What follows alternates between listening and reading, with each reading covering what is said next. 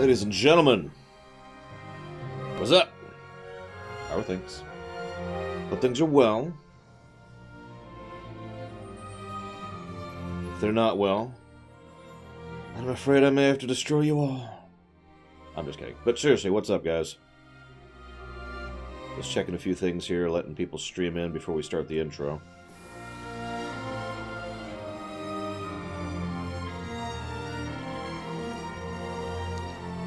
Good morning, Permius, Andre, Juanta, Dream Whisperers, Squiggle Story Studios, Platy, Cat Horse. Ladies and gentlemen, Final Fantasy XII, which definitely qualifies as a flawed masterpiece. I do always remember this game very fondly, but I'm one of those weirdos who actually enjoys the combat system of this game, so what the hell do I know?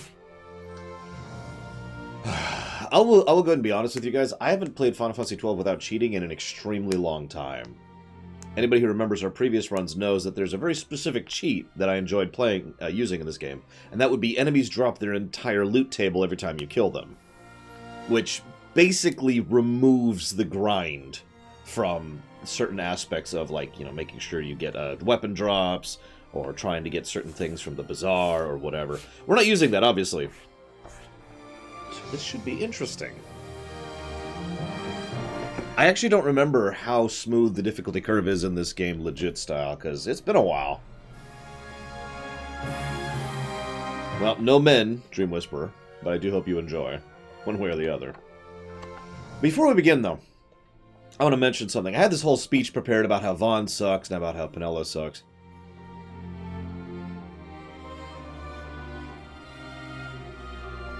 I looked into it a bit, because it's me, and I wanted to grab a direct quote. And so I started looking into it, and I was like, wait a second. This is the PC version. 700... I stopped counting, Sovicom. It got a little bit ridiculous. That's the truth. I stopped counting. So, I'm just going to say something in a vacuum, and I want to hear your response. Vaughn and Penelo.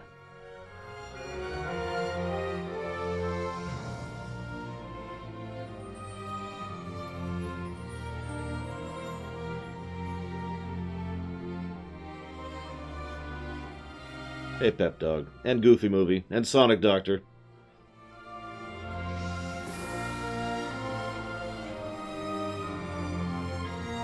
Hey, Blue Wolf. Hey, Dallas.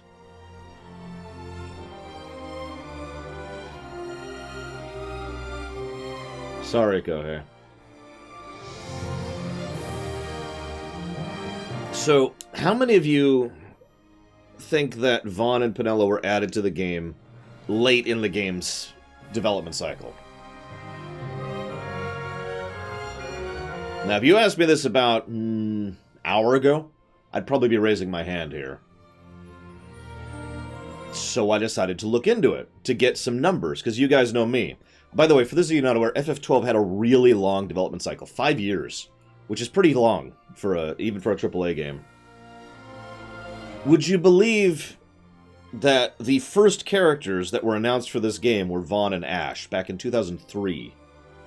In fact, I have a link here, which I'm going to go ahead and share with you. This is an interview from November 19th, 2003, where they revealed both of those characters. If you go digging a little bit further, I don't have links for this one, you'll find out that Kohei Takeda and Marina Kozawa said they were cast for this role in 2002.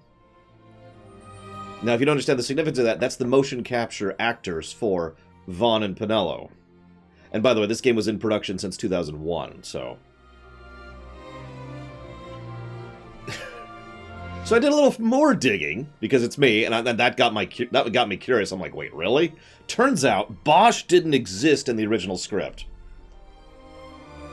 Bosch is what Vaughn used to be, is the simplest way I can think to explain this. They were designing Vaughn, and they designed Vaughn as Bosch. And then they were like, well, hang on. We need to, and this is the part you all know, we need to appeal to the demographic.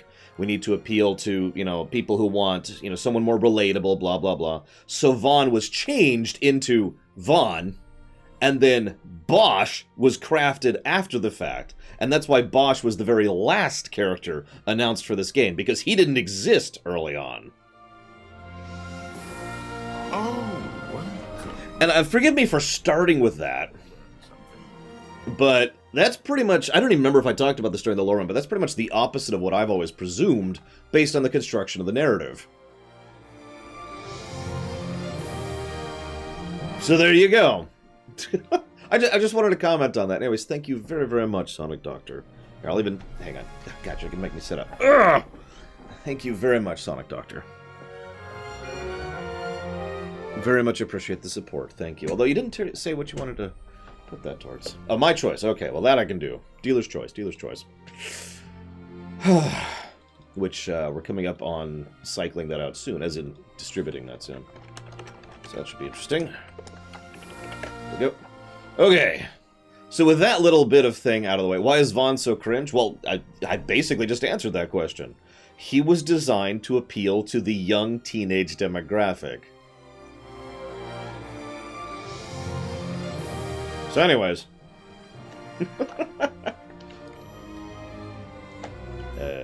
Hello?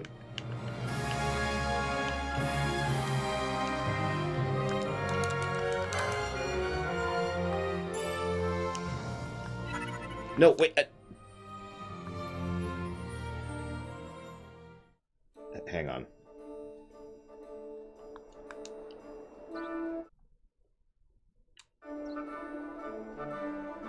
Oh, yeah, right. What?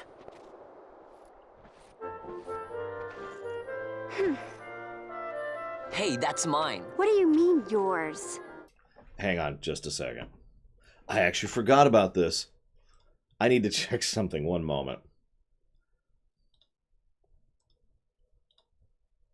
Okay, this might screw with the stream, but I need to do something. I actually forgot about this. This is my fault. Oh, no, it looks like it's working now. That is really weird. Hang on. We're having hardware issues. Stealing again. Okay, now it's working. What the hell? Okay. One moment. God, this game has been giving me so many hardware issues, it's ridiculous. I'm not even joking. When I first played the game, it was basically unplayable. Hang on, we're going to exit the game entirely. Yeah, we're playing the PC version. I'll explain why in a moment. But apparently I can't even recreate the bug I was having, and my controls are completely wrong. So that's neat.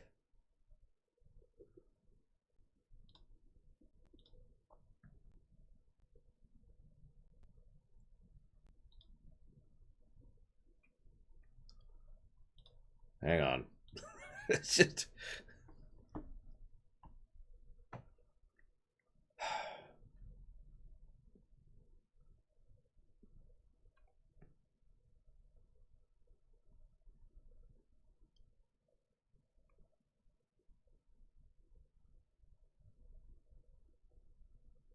No, Darth Tarn, I'm sorry, I haven't had any time. There we go. So controller's working now, so that's good. The controls are still wrong, but at least they're working. Now let's see if the bug is working.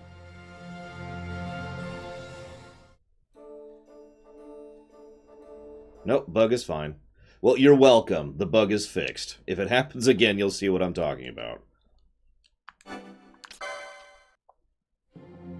No. Neither, Pep Dog. I use this thing.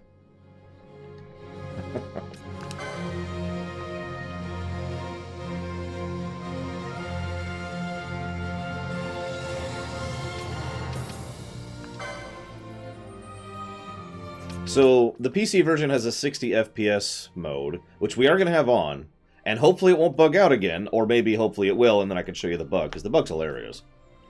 That's off, that's on, that's set right. Yep, okay, looks like it saved all my settings. That's good. This needs to be fixed, however.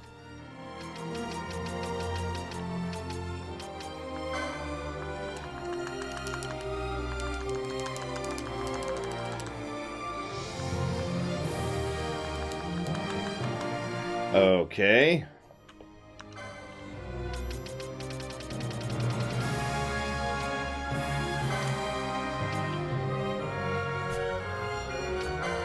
There we go. Set vibration off, screenshot out. Subtitles on. Double invert. English. So there's actually 3... that's not the issue I was having, Easel. There's actually 3 music options. Shrug. I guess we'll stick with reorchestrated because I don't really have a care on that one. So we can start with New Game Plus, which is not actually New Game Plus. I don't know why they called it that. However, it does start you off at a higher level when you begin the game, so woo. You can also start at New Game Minus, in which there's no leveling, which is just weird. We're gonna be a new game, though. Or we're not. I've decided not to play this game. Sorry, guys. I give up. This game's too hard for me. Make sure all the settings are correct. There we go. Oh yeah, by the way, skippable cutscenes. So that's nice. I'm not going to prove it, but trust me when I say that, because I've done several tests on this game and I had to skip many cutscenes. So thank you very much, Dreambo. Much obliged and appreciate the sub. If you happen to know where you want to put that, for increasing priority or interest in a future stream, let me know. So this is the opening. Where the intro is, we'll have to define that. Because there's a lot of debate about where the intro to this game ends. Damn it, Tessie. I'm trying to not interrupt the intro. Thank you, Tessie, very, very much for the sub. Usual question. Welcome to the Year Club. Thank you very much for your support. You're awesome.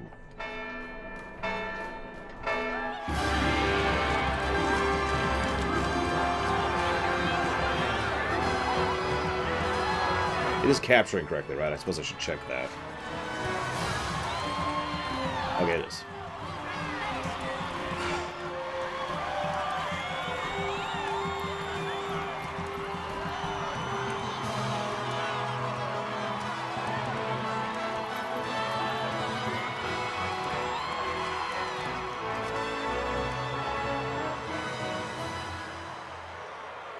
In the name of the Father, and in the presence of these holy relics, I hereby pronounce you man and wife from this time forth. May the blessings of the gods light your path for all eternity. Far on.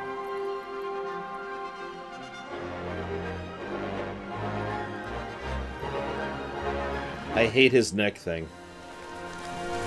I actually don't mind most of the outfits in this game, but his neck thing weirds me out.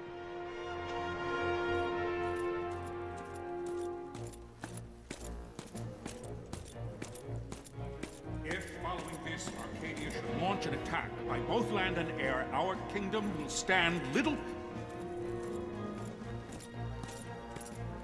Nabudis has fallen. Impossible! My father? I know not. I am sorry.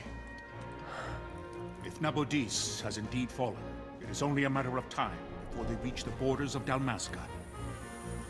There is nothing to halt their advance. Secure Nalbina with all haste. I will go. And I will go at his side.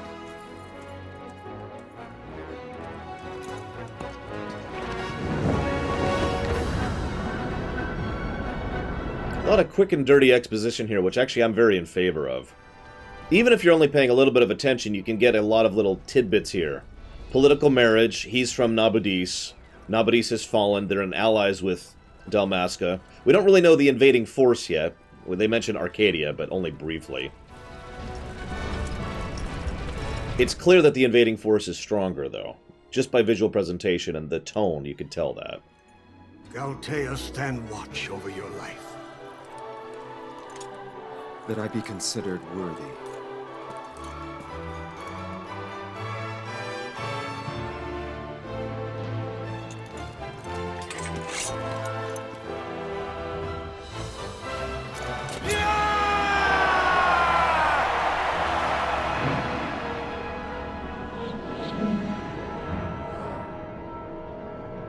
Also, they like to use interesting transitions.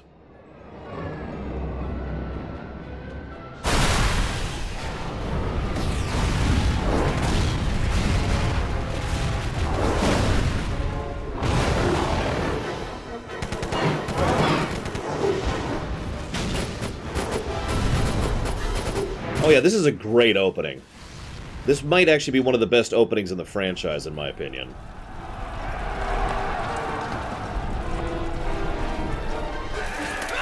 It's cool.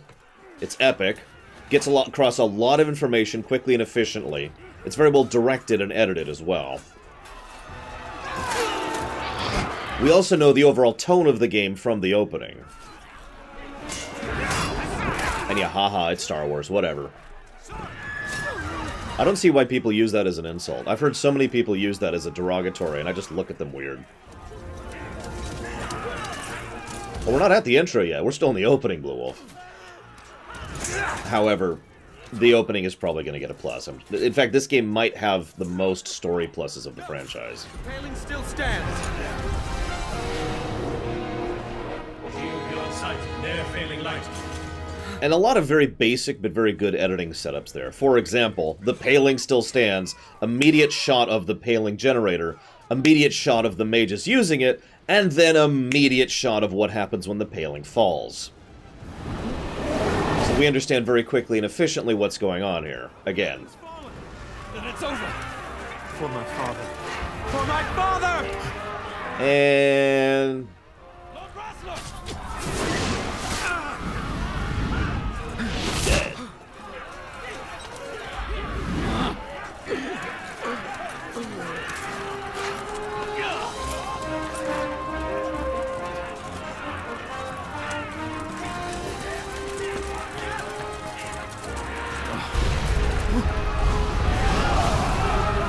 Yeah, so now we see direct consequences of what it's like without the paling up, too.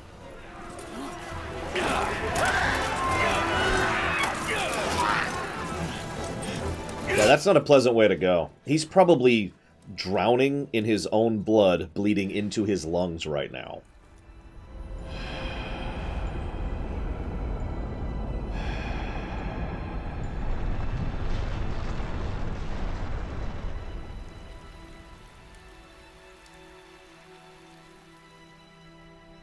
I think this is also the longest FF opening. Of the Great Father descend, and guide your bodies return to the earth.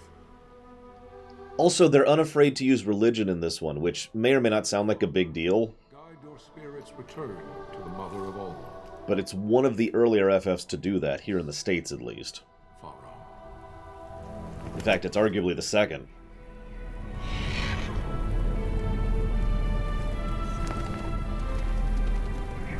Carrion, battlefield, ships. A lot of obvious symbolism here. Good stuff. Very good stuff. Plus, I don't think I even need to make my point. That is an extremely well-designed opener. And yeah, FF10 was the first.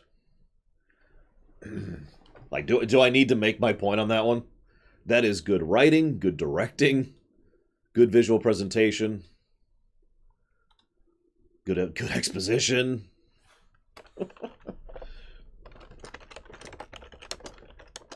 Yeah, I honestly firmly believe that's among, if not the best opener that the FF series has ever had.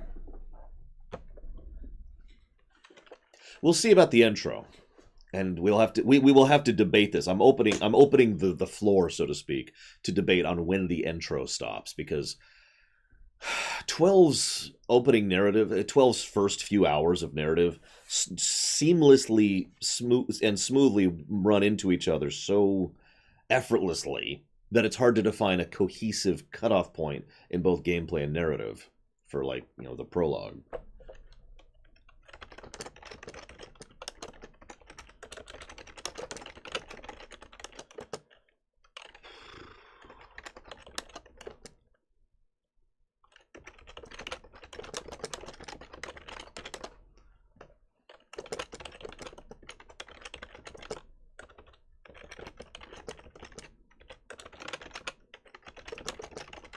So yeah, plus the story.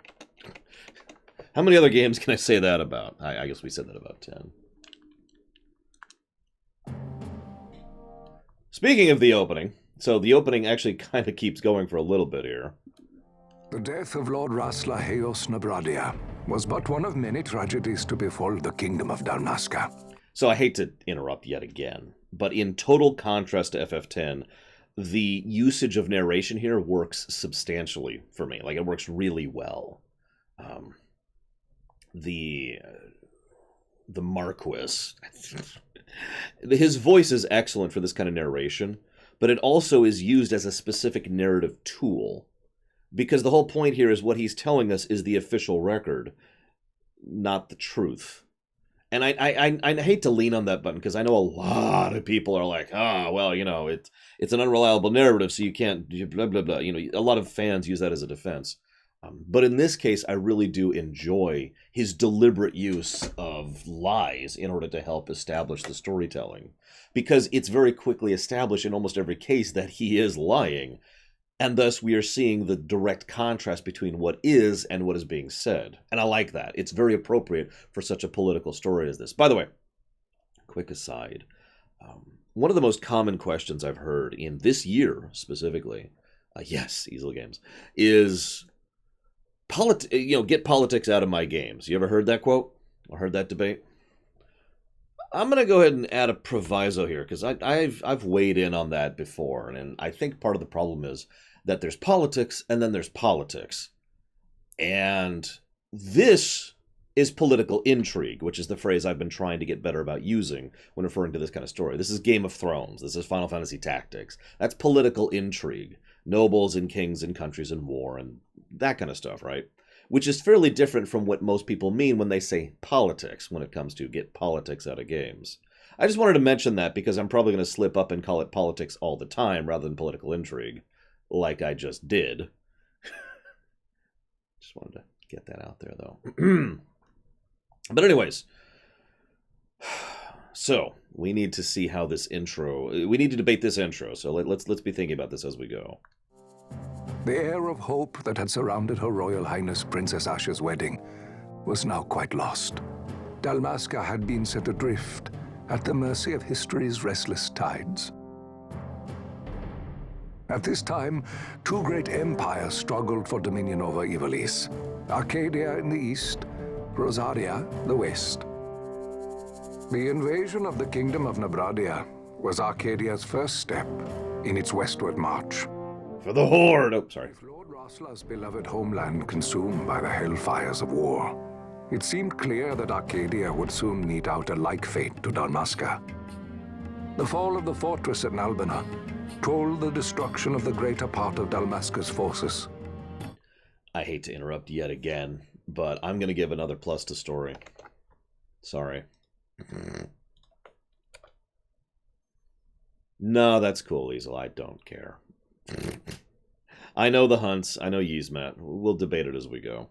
Now you're probably thinking, Lore, you're stupid and dumb. Well, you're absolutely correct. However, the reason I want to give this a plus to story, and I know that this is basically giving credit where I shouldn't, but I don't care, is the localization.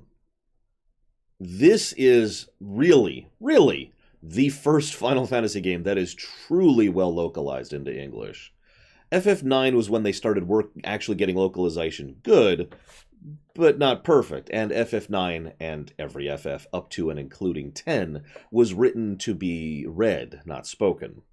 FF12 is the very first Final Fantasy that, in my opinion, was truly properly localized and written to be spoken.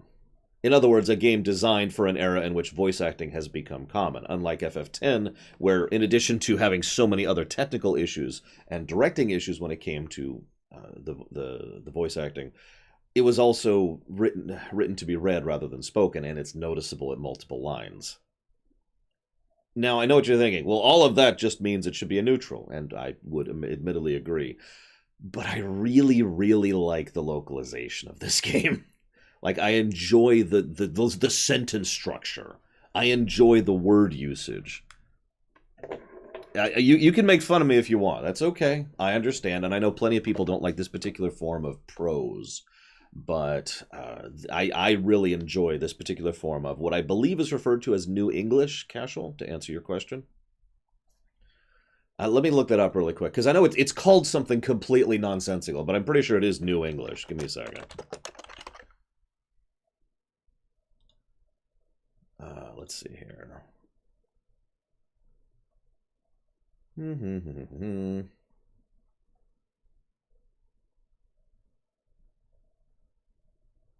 Okay, apparently New English is an umbrella term, so I'm partially correct. God, there's so many different forms of English. Anyways, the point being, there is if you've read just about any book from the turn of the century, the last one, they tend to do the capitalized letter thing there as well. How did they manage to improve so much? Well, this game had a 5-year development cycle. But more to the point, if I might be so bold, FF10 was their first step into the pool. FF10-2 was them polishing refining the process, and FF12 was the polished, finished product. It's just experience, if nothing else.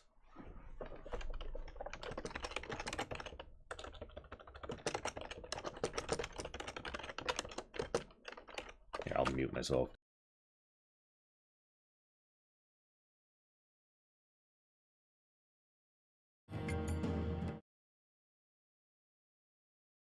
Okay, apparently I can't alt-tab without pausing the game, so you're just gonna have to listen to me type. Sorry.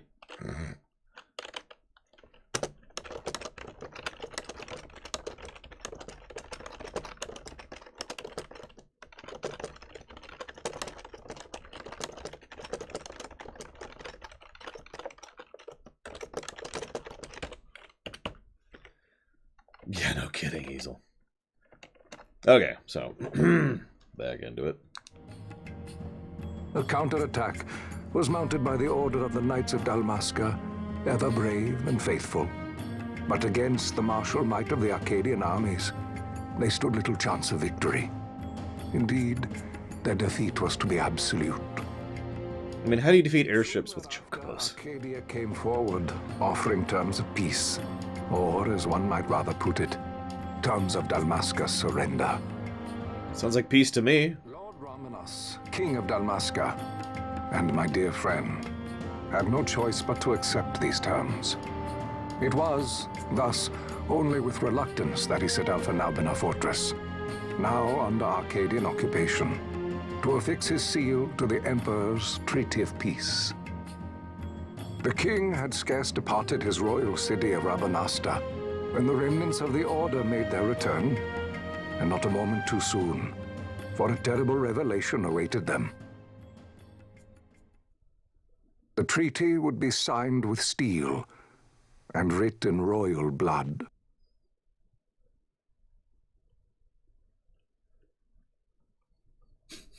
I mean, I suppose if they're the Final Fantasy Tactics Choco Meteor Chocobos, then they'd win. Can you hear me? Those guys are cheating bastards. It's as I feared. They're slowing us down. Do not say that. Not all of us are here for love of battle. He fights to defend his homeland. Your name? Rex, sir. My name's Rex. Good. Rex. Thank God you didn't let us rename you, because then we'd have to dance around saying your name the entire game. I'm sorry. I hate to keep making fun of that, but his name's Titus. Just call him Titus. Sorry. You bore a few cuts, but you are still whole. Well, can you stand? So there's Bosch, one of my 3 favorite characters in this game. The blonde. Think you can fight? I'm fine, sir. How old are you, Rex? Young. 17, sir. Although, you'll notice that, for once, most of the main characters aren't teenagers in this game, too. Do you catch that? Young. Family? My brother is all I have left, sir. He's 2 years younger than I, living in Rabanaster. So young. You're barely old enough to be a man. You shouldn't be forced to wield a sword. I hate to keep doing this, but you'll notice how very quickly this game is establishing itself as different than typical JRPGs. How many JRPGs can you think of where there's a 17-year-old sword-wielding character that we'll be playing as, and the game makes a point of mentioning how young you are for being in war? How common is that in a JRPG? No, sir. I want to fight. For my homeland. And for my parents. It's time, Bosch. Save the discussion for later. We must reach the king before they act, or all our efforts will be in vain. I'm aware of the situation. We found Vossler, go ahead. I will handle this rabble. Godspeed.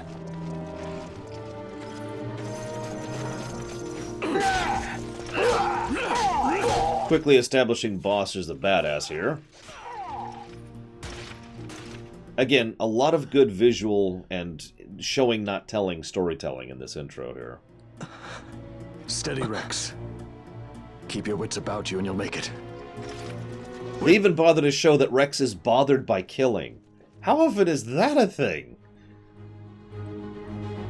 And yeah, they established Bosch's charisma very early on, too. Oh, right. Force tutorial. This is one of the only bits of Force tutorial in the game, right here. It's pretty brief, so I'm willing to forgive it.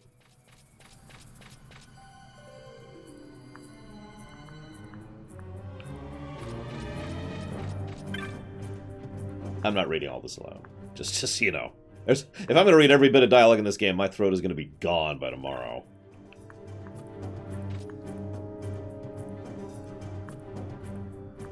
Also, this is such a tonal shift from 10-2. Can I just say that? I mean, 10-2 itself is a tonal shift from 10, which is funny, because if you think about it, 10 to 10-2 to 12 is one hell of an emotional roller coaster. This is somber and serious, but it never hits points of actual depression like 10 does. Like, it's not... What's a good word? There's an overall tone of dread to 10, right? Like, there's this... I mean, 10 is about death. The theme of Final Fantasy X is death. But this game, while it is still very somber and still very serious, it's far more of... Well, it's a political game. It's a political intrigue, as I mentioned earlier. So it takes a different take on things.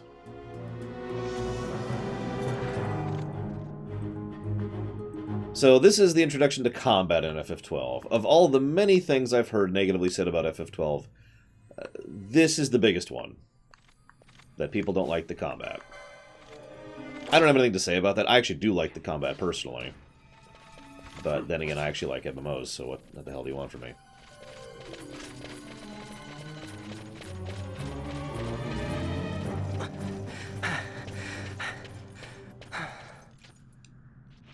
Captain?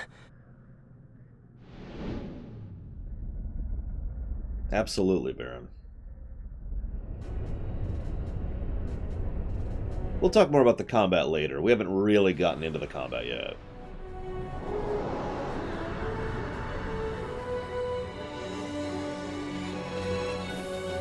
I like the lines because I like UI. I'm a weirdo. I like having a good HUD. So there's the mini-map. That's the camera. That's the run button. Just figuring out my buttons here, don't mind me.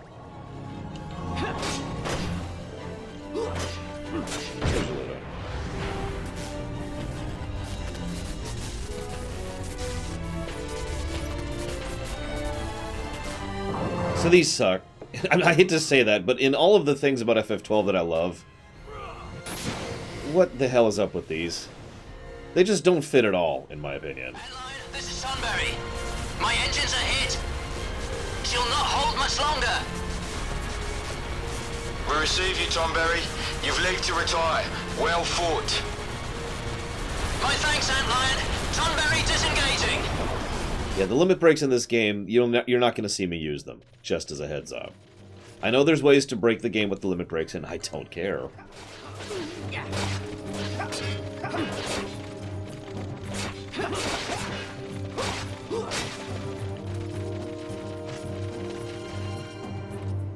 Like, I don't know if these are the worst limit breaks in the franchise, but they're in the running, in my opinion, for the worst limit breaks in the franchise.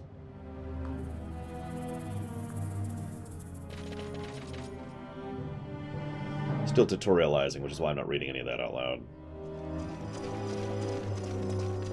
Vossler! Where are you?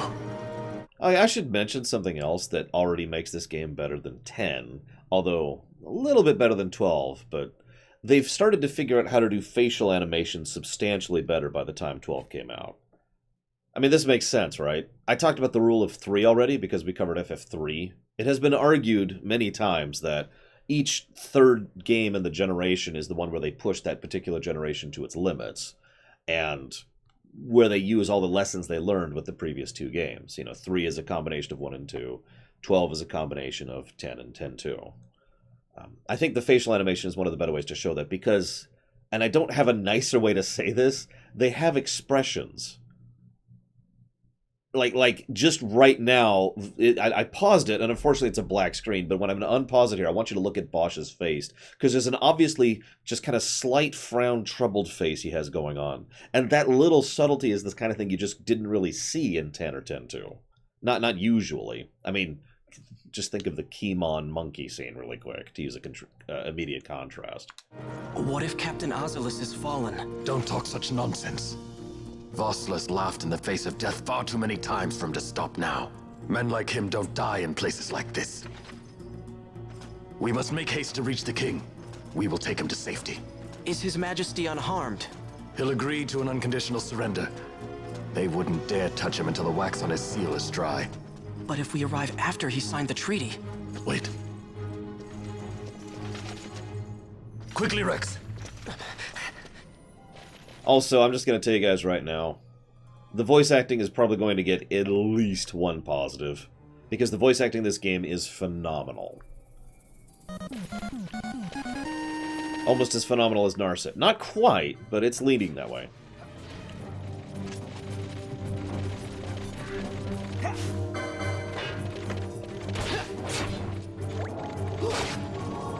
we go. Sorry. Figuring out my F1 buttons. Thank you very much for the sub, Narset. Appreciate as always. Thank you. And if you happen to know where you'd like to put that, as far as increasing priority or interest in a future stream, let me know. I'm going the wrong way. But I could get a treasure chest while I'm here. Sure, why not? A potion! Yeah, exactly, Kira White Noise. That's pretty much the line of reasoning right there. Which would probably help explain why FF3 on the NES, FF6 on the SNES, FF9 on the PS1, and FF12 on the PS2 all are considered really good games in their own right, and all push the limits of their hardware pretty much as far as they could go.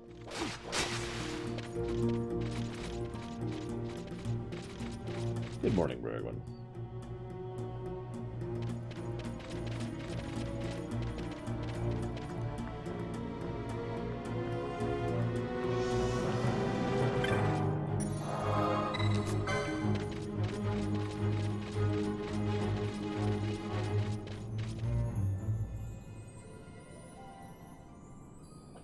Intruders!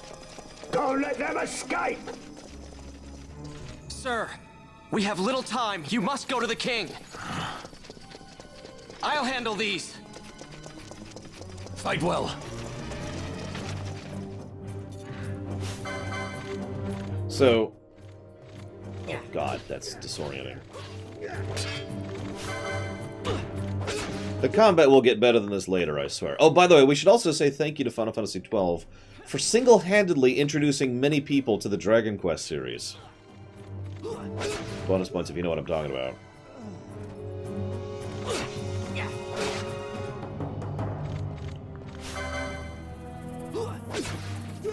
Like, that's not actually a joke. This game really did introduce a lot of people to Dragon Quest via Dragon Quest VIII. Dragon Quest never really had that big of a following here in the States until this game came out. So what happened was Dragon Quest VIII had a demo for FF12 on it. And several people, including a friend of mine, bought Dragon Quest VIII to play the FF12 demo. And we're like, wow, Dragon Quest VIII is a really good game. Holy crap! And that led immediately to the huge sales figures for Dragon Quest VIII relative for the time, which also led to Dragon Quest IX getting a localization in the States, which it wasn't going to, which then led to the Dragon Quest remakes getting localizations in the States, which is awesome. So thanks, FF12, if absolutely nothing else. Then again, quite a few people went to see certain movies just to see trailers back in the day, so that's not really super uncommon. Now, hang on a second. So, Narset, Tessie, and Dreambone. None of you have told me what you want to put your subs towards. I just want to make sure that you heard my question, because I haven't heard anything back from you guys. Just kind of jot that down really quick. Make sure that's there. There we go. Okay.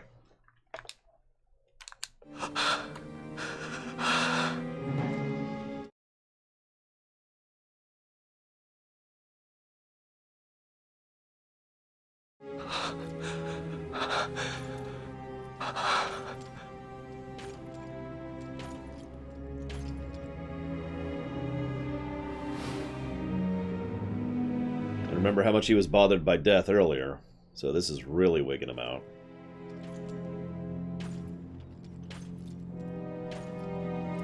So, someone earlier asked if there's any Babylon 5 effect going on here. Absolutely.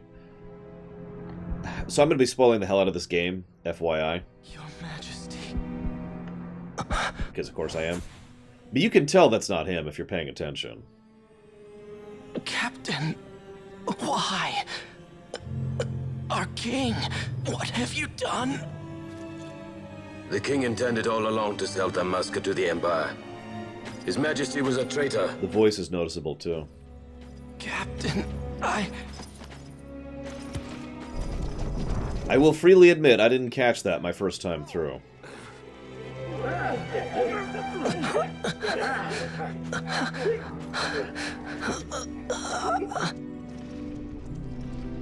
Well, so much for peaceful negotiations. We'll never surrender to you. We are not cattle to be sold by a traitor king. But the war is over, my dear Captain. You have lost. Dalmasca is the property of the Empire now. And think, we intended to let you keep some of your sovereignty, out of respect. But now you've gone and ruined that. Haven't you, Captain? We will never bow to you. And the people of Dalmasca will hate you for it. Take the captain away. Off you go. No, I'm playing the PC version, Deoxys. What a weird question. No, I actually buy my games for a living. Vaughn. So Babylon 5 effect is when a story is written in advance, so they can specifically put stuff in so that the second time through, things are noticeable. It's like, aha, that's what that meant. You know, little things like that. It specifically refers to when you've written everything out in advance, because you can't do that kind of foreshadowing deliberately unless you know where you're going. It's basically an aspect of front-loaded storytelling. And yeah, if Twitch is wigging out the audio, just refresh. Twitch does that from time to time. I have no idea why. I've never figured that out. Pretenses of peace left by the wayside, the Arcadian forces resumed their advance toward Rabanasta. Dalmasca's doom had been decided. To make resistance would serve no end. With this foremost in my thoughts, I, to the people of Dalmasca. Sons and daughters of Dalmasca, I bid you lay down your arms. Raise songs of prayer in their stead. Prayer for His Majesty King Raminas, ever merciful, a man devoted wholly to peace. Prayer, too, for the noble Princess Ash, who, wrought with grief at her kingdom's defeat, has taken her own life. Know also that Captain Bosch von Ronsenberg, for incitement of sedition and the assassination of His Royal Majesty King Raminas, has been found guilty of high treason and put to his death. They who at this late hour choose still the sword are cut of the same cloth as the captain. Traitors who would lead Dalmasca to her ruin. Dalmasca's surrender without terms was soon to follow. I can too, Permeus, funnily enough. It's probably the one flaw in this plan. Good night, Squiggle Story Studios. They should have just had Rex injured or, like, pulled over to the side rather than actually stabbed.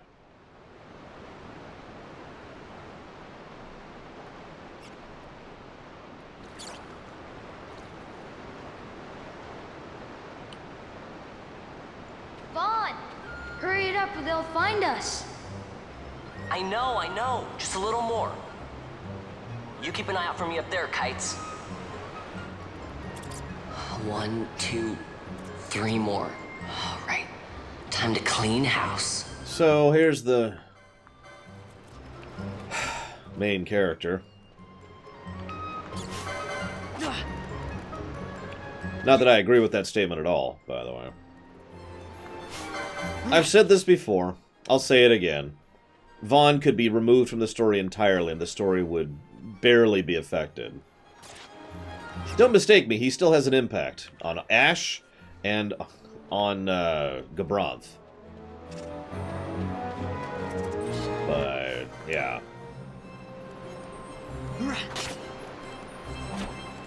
Who, Baron? Isn't she just a cardboard cutout? Vaughn at least does have some presence in the story, but Vaughn irritates me. Penelo doesn't irritate me. Penelo is, however, completely irrelevant to the story, yes. Wow, Vaughn, you got him all yourself? Guess I know who to call when something big comes along. Hey, it's good practice for the desert. I'm ready for anything now. That's enough for today. You should get back to Miguel's place, Kites. Aren't you running errands for him? Oops, totally forgot. You should come, Vaughn. He's busy today. Might have some work for you to do, too. I've got other, work to do. Extremely minor point, but watch how he actually steps on the actual steps as he's going up. Hey, lock this place up for me, will you? See that? If Miguel finds out we've been down here, he'll tan our hides. If you don't understand why I'm pointing that out, that is harder to do in animation than you'd think. In fact, to use a direct parallel, in FF10, the game we just played, what they would do is they would just have their normal walking animation just going up what is effectively a slant. In other words, the staircase in something like FF10 is actually just a slope that is visually being rendered as if it's a staircase. Just really minor touch, which I'm only pointing out to make an overall aggregate point, which is this game has a tremendous amount of polish, which, speaking of which, we're going to add a plus to story right now, which may grow into 2 pluses later on. This is a plus for excellent doodad placement. I mean, the scene I'm about to see showcases it, but really, every frickin' scene has really, really good doodad placement, especially the towns. Except the dungeons, I'll give you that. Because one of the other things I like about 12 is the doodads are not just objects, they're NPCs. There's a lot of NPCs you can't interact with that are just there to flesh out the towns.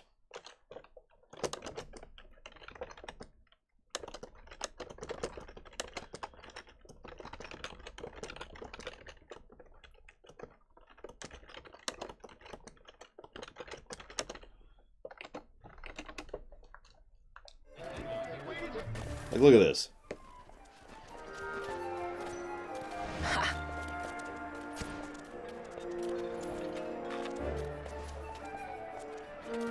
Huh? What'd you say? Sir, you haven't paid, and I... What? Haven't paid? On second thought, please, sir, take it. It's a gift. Leave the poor sod be. We don't want trouble today. Your luck, peddler. Oops, sorry. Watch where you're going, churl. What? My pouch! It's gone! The boy! Get out the way! Oh!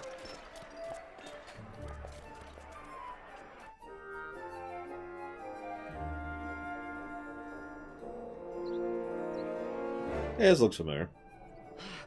By the way, the game has excellent autosaves, too, as I kind of demonstrated earlier. Hey, that's mine. What do you mean, yours? You've been stealing again. What happens if they catch you? We need you to be there for us, Vaughn. You're no good to anyone if you're locked away in a dungeon. Oh, what? Am I the leader now? We're orphans. The first thing you learn is you gotta watch out for yourself. Come on, Pinello. You know it as well as I do.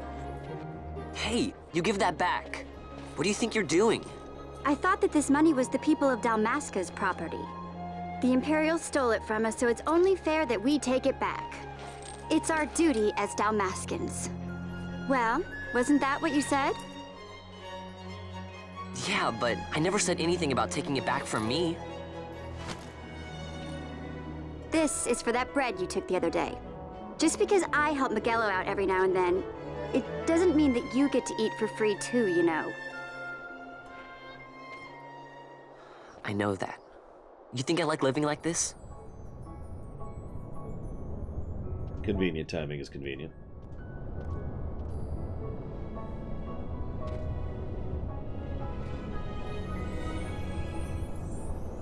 One of these days, I'll fly an airship of my own. I'll be a sky pirate, free to go where I will. A quick clarification point. What they call sky pirates are in no way pirates. I'm not actually sure why they call them that. Actually, I know exactly why they call them. It's because they're pirating the sky, but they're not actually pirates. They're not even pirates. They're just adventurers who happen to fly. Well, be careful. You'll never fly anything if you're rotting in a dungeon. Oh, Miguelo had some errands that need doing. He wanted you to drop by his place. It might be a good idea to lend a hand.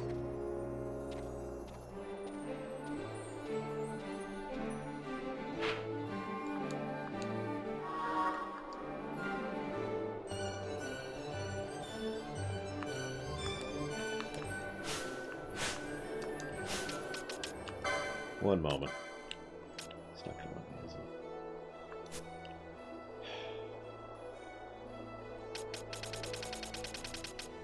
So, you can max out your license points and max out your gil in this version. But I believe that's it. So you have the speed mode multiplayer, the LP, and the gil. Now this is a debate we're going to have for this game and the next 2 games after this. Because these, in my opinion, do not deserve a positive, unlike 10 and 10-2. And the reason why is because they're not really good cheats. They're very threadbare cheats, and it's like, okay. The reason that 10 and 10-2 got cheats, in my opinion, were that they were good cheats, that there was a good variety to them. And it wasn't just, you know, have a bunch of stuff. It was, okay, do you want to be invincible this turn, or do you want to get all the items, or do you want to max out your gil, or do you want to push your levels, or whatever, right? Good variety of cheats helps. Also the Enknun thing, although obviously that doesn't apply here. This is it. Max out your LP, max out your gil. So I would argue that this does not deserve a plus, basically. Hang on. Just getting rid of those.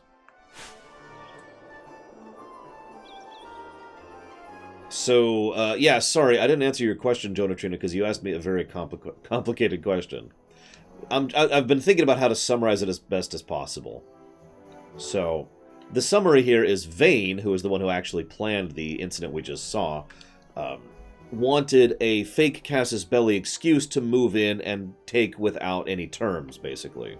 In other words, the initial peace offering, the initial terms of surrender, were far more lenient, but they wanted total control so they could actually have dictatorial powers over the Dalmascan province in order to be able to use the stone and blah, blah, blah. So they faked the entire incident in order to have the excuse to charge in and just crush, which is what they then did. Does that make sense?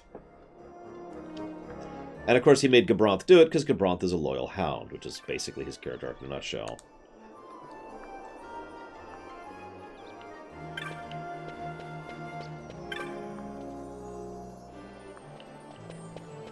So, there's a lot of NPCs to talk to.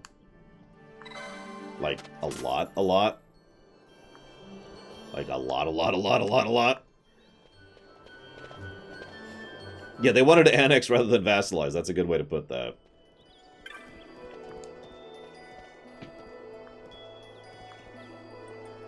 All of these people are just giving you a little bit of background info, which I'm not reading out loud, of course, because screw you.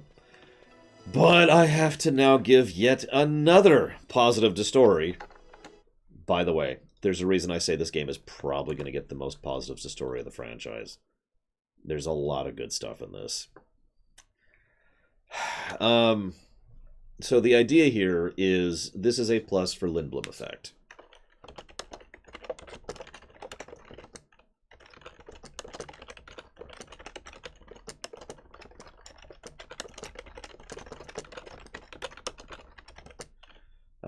Let's see. What's the name of the floating city? I can't think of it all of a sudden. I do remember that, Dream Whisperer. The intent is to not chill. Bjerba. Thank you. Couldn't remember how to frickin' say or spell that.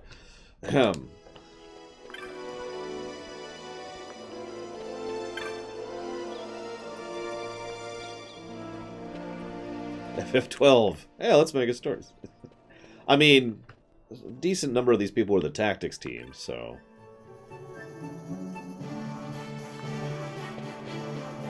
okay. I like the minimap. It's pretty quick and informative. Green dots are things, that is to say people, you can interact with.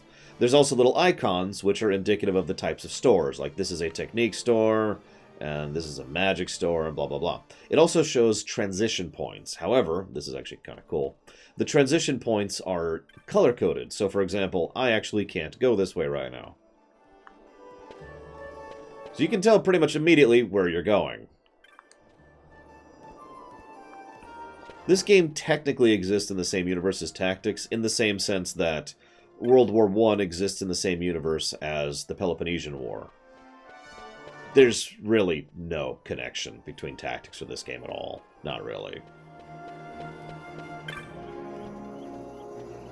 Oh yeah, it also shows where you've been, in case you get lost or turned around. Which is actually extremely useful when it comes to dungeons, but we'll get there when we get there.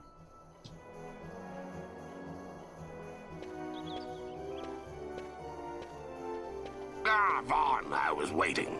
Penelo said you needed something? No, I'm going to completely ignore Vana and the Curians entirely, especially when they show up on camera, Baron. Had me some packages supposed to be arriving by courier. In the morning, perhaps he ran into some trouble out in the desert. Now I've no foodstuffs to prepare for the banquet tonight. So you want me to find this courier? Hey, no problem. No problem. The desert teems with trouble. I'd be sending you to an early grave, my boy. No, I've arranged for some replacement goods from Tomage over at the Sandsea. So you want me to go to the tavern to pick him up? Actually, I asked Kites to do that. Wouldn't you know he's gone missing on me, too. I can't leave my shop, and I've Penelo on another chore at the moment, you see. What I want you to do is run over to the Sandsea and fetch Kites back. What do you say? Sounds wild. It's easy work, and you'll thank me for it someday. To answer XII, Vaughn is almost assuredly going to be a negative. Possibly two. We'll see. Yep, gotta count the bricks. Actually, to be completely blunt, the brickwork isn't actually all that great in this game. Like, look at it.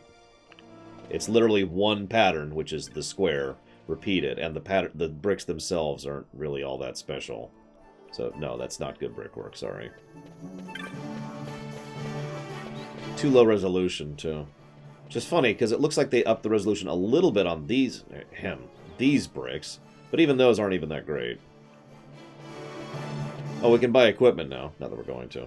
So yeah, Miguelo is a fascinating character, because he's someone who has wealth and thus connections. He is a merchant. In fact, he is a... The game doesn't really make this clear, but he's actually a fairly high-tier merchant amongst Rabanastre. And yet he's a good person.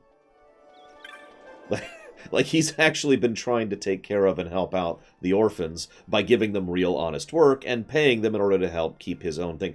Basically, he's what you get when you combine a business-minded person with a good heart.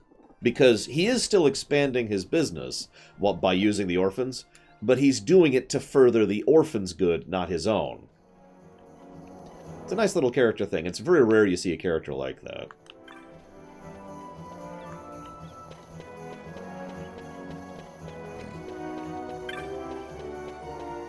Yeah, I love that too, by the way, Kira. No, I sent kites to do that because you're worthless. Also, yeah, it's actually amusing to me how many different voice actors from FF10 are back in this game and doing a much better job. Although, again, I don't blame the actors at all. There you are, Kites. Stop loafing around. Look, Vaughn, look! This is it! This is why Miguelo's courier didn't get here on time. A creature spotted in the Ester Sand. What is that thing? By the way, I would argue, I haven't made this point yet, so I should mention something. I do firmly argue that the intro hasn't stopped yet. If nothing else, we're still getting tutorialization, and we're still getting story establishment of, you know, the premise. Ah, Vaughn! Miguelo sent you too, did he? He's a busy man these days, that Miguelo, if I dare say so myself. I don't envy him the work, though. Not a bit. Quite the affair throwing a banquet to welcome the Imperials, eh? And probably gonna get him a lot of money, too. Welcoming? We should be... whatever. Say, Tomaj, what's this? Nah, don't remind me. Got some nastiness out there in the Ester Sand. What's stopping our couriers? And that means shortages all around. Thought I'd put up a bill, offer a reward to anyone who can knock that nasty back in its place. Now that's work. Sounds 10 times better than running errands for Miguelo. Now, like it or not, this pretty much establishes Vaughn's character arc in a nutshell right there. He could do the responsible thing and keep his head down and try to do real work, and yeah, I'm going to say it that way, in order to help take care of him and the other orphans, or he can run out and try and kill a monster. Now, he's still trying to help. It's worth noting. He's not an evil person, but you can tell how he's far more interested in the more exciting work of being an adventurer than of what would normally be referred to as mundane work. That's right. Vaughn, you should give it a shot. And you should be getting back to Miguelo. Now, Kites. He was waiting for you. Oh, right.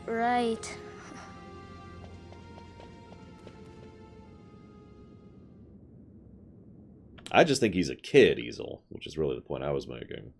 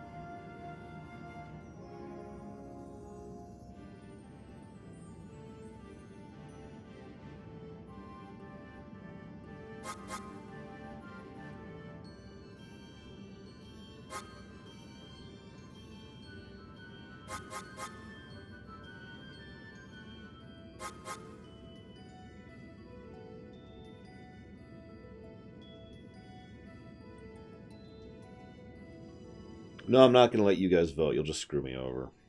No offense. But that is what you'll do. You can preview the board, but unfortunately, you're going to have to look manually to see what everything is here. But, you know, you can actually... At least you can see what it is, even if it doesn't show you visually. Polls. Over here we have adrenaline accessories, battle lore, swiftness. To be clear, I don't like the license board in Vanilla 12. I don't. I don't know if the class-based license board will be a negative. I don't know. We'll see. I'll have to think about it.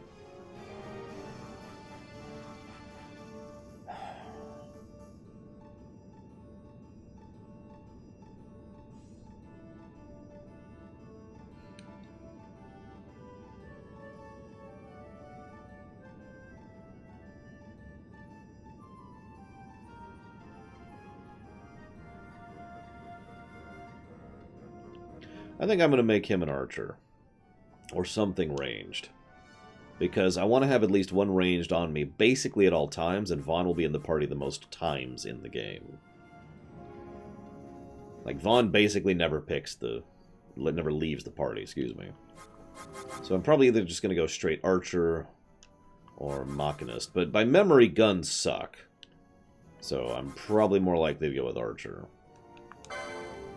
Oh yeah, by the way, did you know that in the Collector's Edition interview thing, they mentioned how the license board is in lore, which is yet another reason why we're not going to be including that sort of stuff when it comes to these reviews.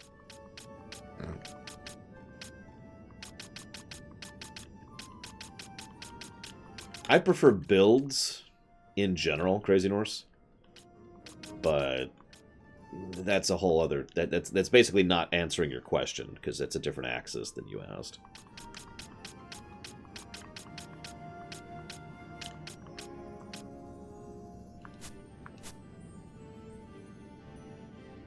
Yeah, I think I'm going to do archer for his first one.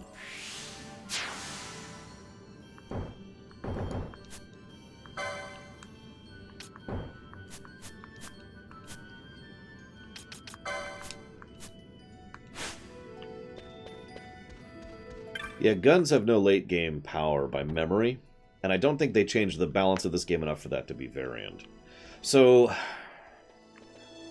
what I feel like you're asking me, Crazy Norse, is what do I prefer, FF12 or FF4?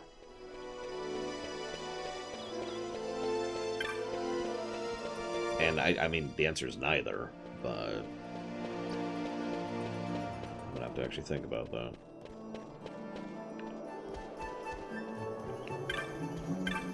Yeah, they're both extremes, and I don't care for either.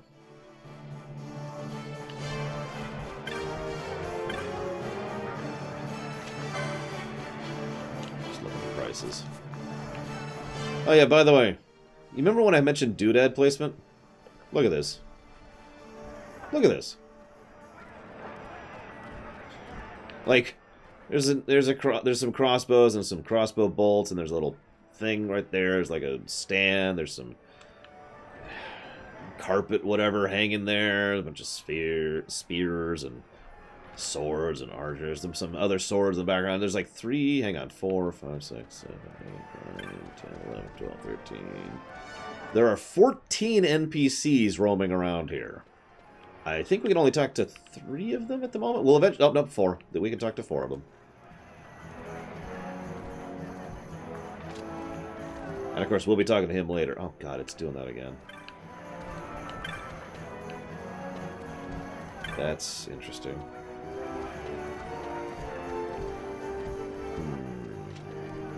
That's not good.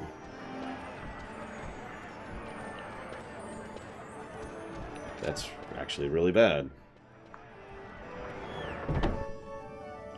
No, it's like the opposite of drifting. This is me holding right as hard as I can. And it just started doing that. It wasn't doing that in 10 or 10.2.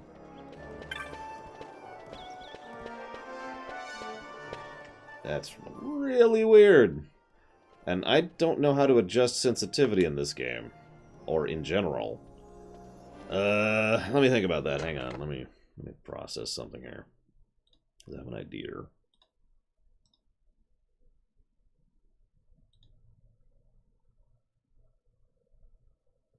I don't think the built-in controls have anything. But let's double check here.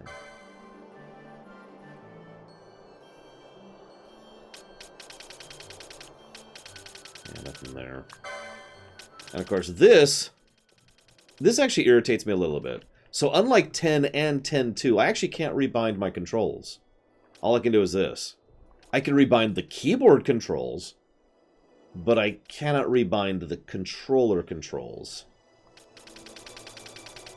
That sucks, and is very strange as of an option, if I might be so bold. That's really, really weird.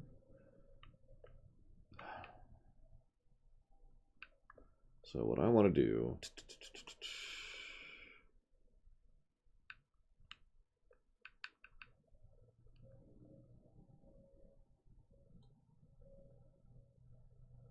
Gonna do that.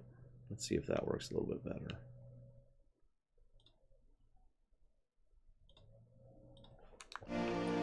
No, it's just not accepting that.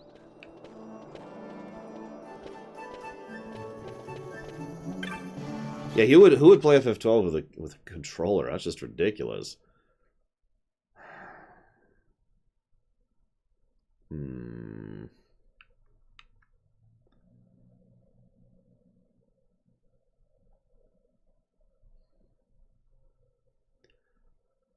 I'm trying to think how to test if this is the controller or the game. I haven't. Give me 1 second. I'm sorry. I'm gonna do something weird here. I'm gonna open up my N64. Actually, I could open my PSP. That's not a terrible idea. We'll do that. We'll do that.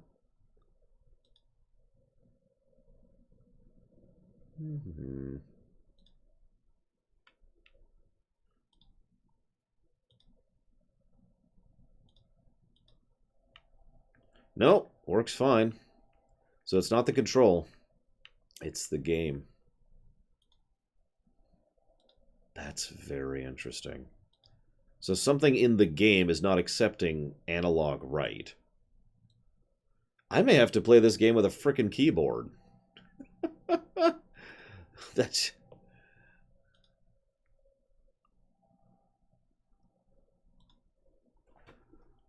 Well, I have no idea, Will King. That's really very, very strange. And it's I've actually noticed it already, because anytime I try to go like over this way, it's like starts walking and it just kind of stutters like that. It's really strange. I could try to just do this instead of using that at all. Like, let's turn right. Turn right. That's really weird.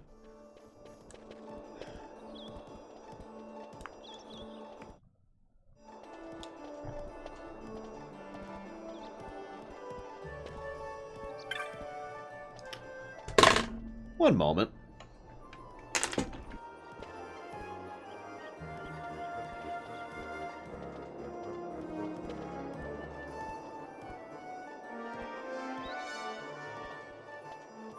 Oh yeah, sure. Let me turn with my mouse. Hang on. Let me just turn. I mean, I could use WASD. WASD works just fine. Here, look. Although the mouse sensitivity is awful by default. I have a backup option here. We're not that far in. This is a good thing to find out early on, but I do have a backup option here.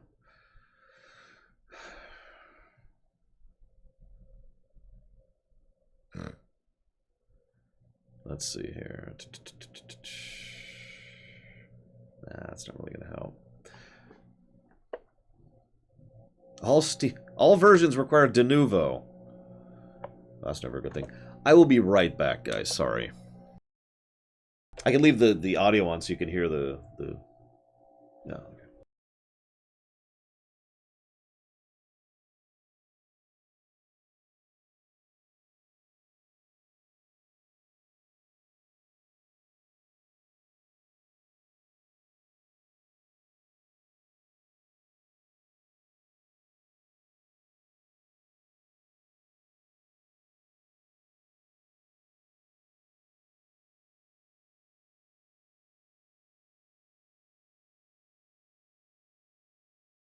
So, usually PC is where we want to go. PC allows us to cheat. PC had built-in options that the Switch version didn't. But I've already run into 2 major bugs with the PC version. And we're not that far into the game, so I'm going to make sure that this runs all right on the Switch. So give me just a moment, please. This really will not take me long. Or I suppose I can make you watch it, if you really care. You'll have to give me a moment, though, to set this up properly. Because what I will have to do is this. Come on. There we go.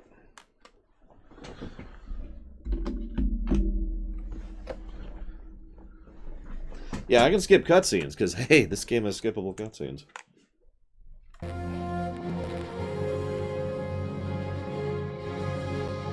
So that's going to be up here. There we go.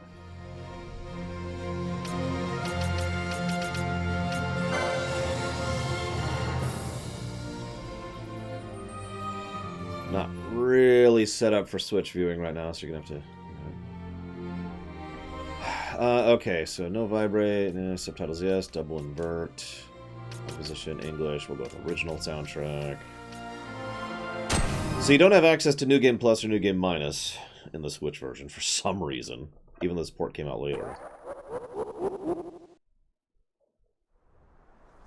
And Zazojo. Oh yeah, hey, check it out. Boop. Boop. Love that. Nope. Boop. The version of the game I am currently playing does not include De Novo. Excuse me. There we go. So we should be able to tell very quickly if the controls have the same issue. Let's walk to the right. Let's walk to the left. Let's walk up, and let's walk down. No issues. Go figure.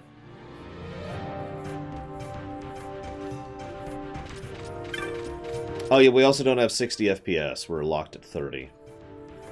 Although, the game was designed for 30, so, you know, that might be some of the bugs we've been having. And by some of, I mean, there was a bug I was absolutely having by having it set to 60 FPS. Now, I fixed that bug. But, you know. Damn it, Seraphim. How could you do this? How could you do this to me? Why? Why?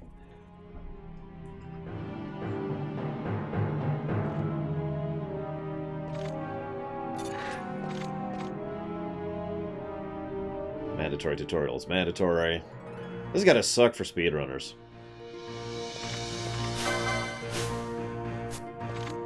Oh yeah, there's the mini-map thing that Easel was talking about earlier. Official statement. De Novo doesn't affect performance. We swear, even though it demonstrably does. And literally dozens of people have proven that. Skip. So that's kind of speed up.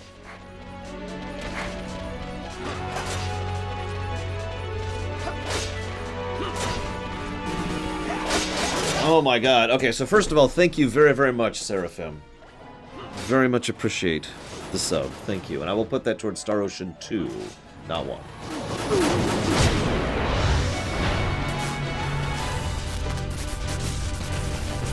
And thank you very much, Myron. Very, very much appreciate your sub. Thank you as always, sir. Do you happen to know where you'd like to put that towards? And yeah, I know I have to change things around. I haven't decided if I'm actually using this or not. We may just use it, and I might just say screw it to not being able to cheat. I mean, it's not like I'm going to be able to cheat in 7, 8, or 9. So, whatever, right?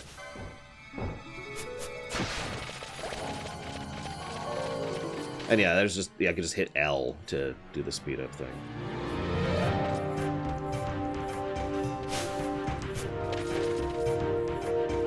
Okay, thank you, Myron. Skip.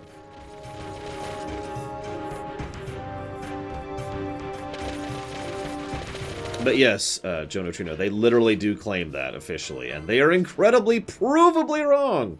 As I like to say, they are demonstrably wrong. We had a few issues, which were not the first issues I had with the PC version. So basically, this will remove our ability to cheat. That's really the only major downside. It also means we will not have 60 frames per second. Those are the two downsides. So we will be at 30 frames per second, and we will not be able to cheat. Like, physically incapable of cheating. Yeah, I know, Blue Wolf. I prefer 2 times, because 4 times gets a little hard to control.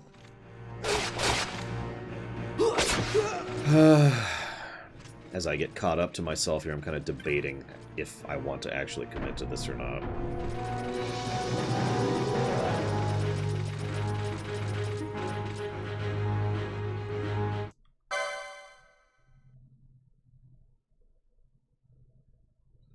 RimWorld, you got it in just a moment. Load times are probably going to be a little slower, too. No, they were... Well... The control... Okay, I couldn't hold right, Valvatrix. It was really screwing with me. Yeah. I mean, if they just had all the Switch options that are in the PC version, this would have already been a duh. In fact, I automatically assumed they did, which is why originally we were going to be just sticking to the Switch version. And then I found out that they actually went out of their way to remove options from the Switch ports because they're stupid. I'm sorry, that actually pisses me off. FF10, 10.2, and 12 all have options deliberately removed from the game for the Switch port. Why?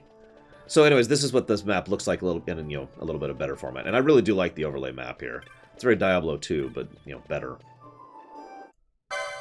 You notice we're almost caught back up to ourselves, by the way. Because skippable cutscenes are awesome. And that's with mandatory tutorials, too.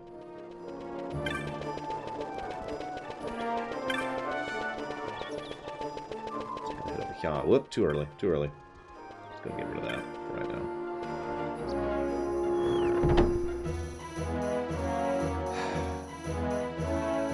Either way, it's lazy, Myron. And visual options, and 60 FPS mode, Blue of Alex. But yeah, why would you remove cheats? Which is weird, because they actually added cheats. Whatever. Apparently, Switch version has New Game Plus and Minus. You just have to finish the game first. Okay. Well, that's something. Not great, but it's something.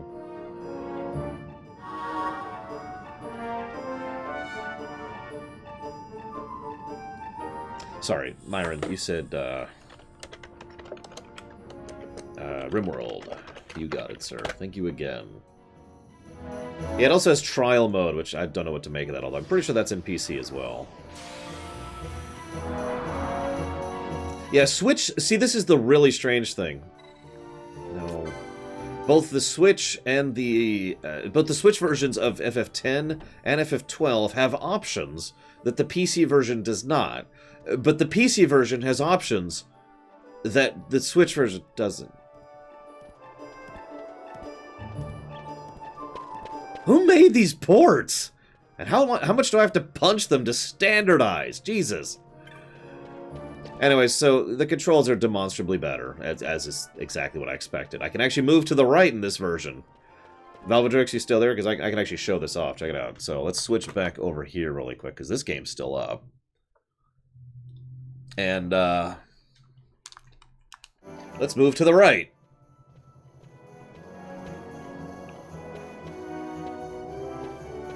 Yeah, you see the problem here. It also really, really screws with, like diagonal movement here. So,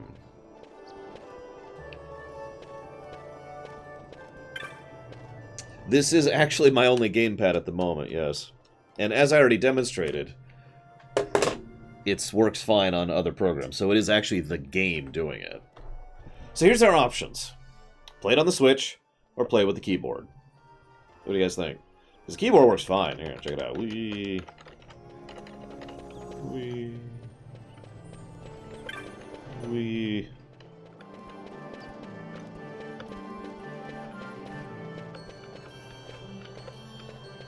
Yeah, no, these little games. Hang on, let's throw up a poll. Do I have a controller emulator on hand? Actually, I do. Hang on. Let's throw up a poll. Give me a second. If you want to vote for my choice, vote for PC, because there's just more options when streaming with PC. And that's always a good thing. Poll. Okay. New poll.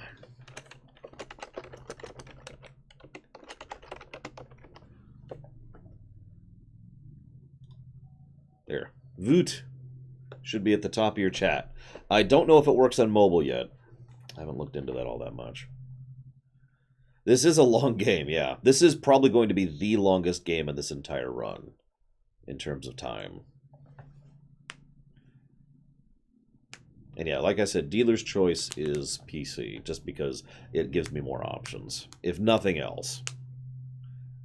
Now, if we run into even more bugs later on, well, that sucks. We've only ran into 2 so far.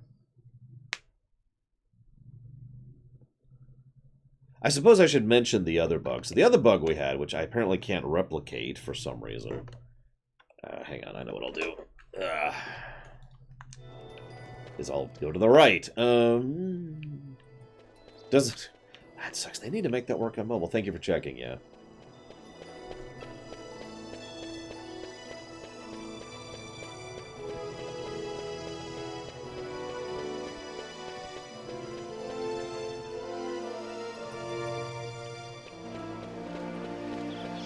Move it around like this for the moment. Actually, I suppose if we're going to be doing keyboard, I should go ahead and commit to doing this. So what's the menu button? That's not the menu button. R is the menu? Okay, that's strange, but whatever. Let's confirm. C is cancel.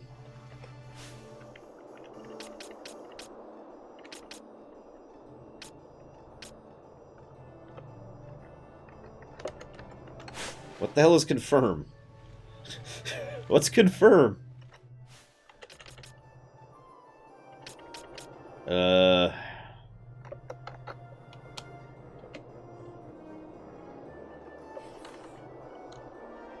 Sure, I'll right mouse click. Right mouse click is not correct. Although left mouse click is. So let's see here. Controls.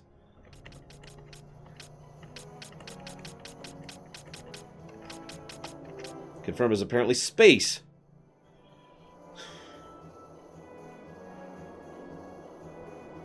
That's going to take some getting used to. Whatever.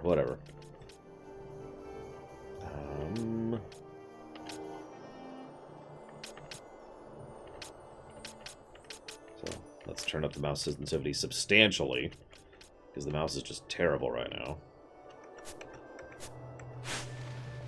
That's a little better. Little. God, that's choppy as hell, too. Look at that. Chop, chop, chop, chop, chop. Chop, chop, chop, chop, chop. So the vote by an overwhelming majority as we go ahead with the PC version. Yeah, let's see some papers, boy. No public passage on account of the Lord Consul's parade. Oh, gee, that's too bad. You see, it just so happens that your provisioner for the fete tonight, he sent me to pick up a few choice morsels for the, Consul's dining pleasure. He wants them quick. I got the writ of transit right here. You see? Signed, Magello. I just hate to see the Consul upset because his food wasn't ready on time. And I sure hate to see him take it out on you. The Lord Consul is a great man, and not one to take offense in such trifling matters. Hang on. We need to do that, and then this, then this. Then get rid of this. Then go and do this. Okay. Hi, Guinevere. Move along, boy. Wouldn't do to keep the Consul waiting. Right. Gates are closed after this.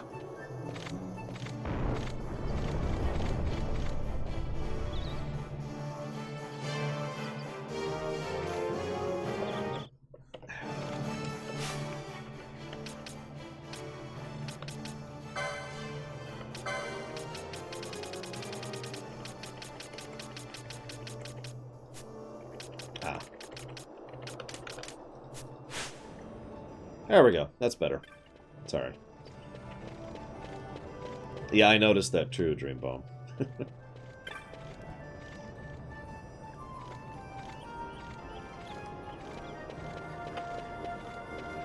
Well, there's 2 gates, but yeah, I have to wonder, like, I mean, that's a hell of a wall, but surely there's another way in, right? Yeah, whatever.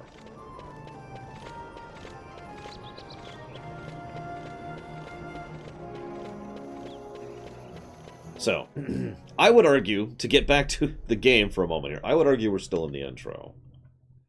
The problem is, the intro of this game is either long or extremely long, depending on how you look at it.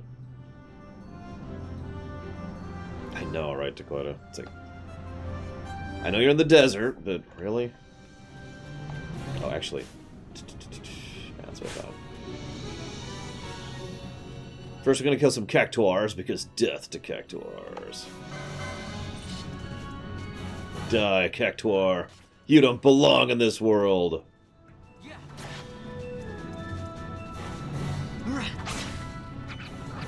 Oh yeah, red dots are enemies, by the way. There's also large red dots, which we'll show off in a second. Yeah, the intro can be argued to be pretty damn long.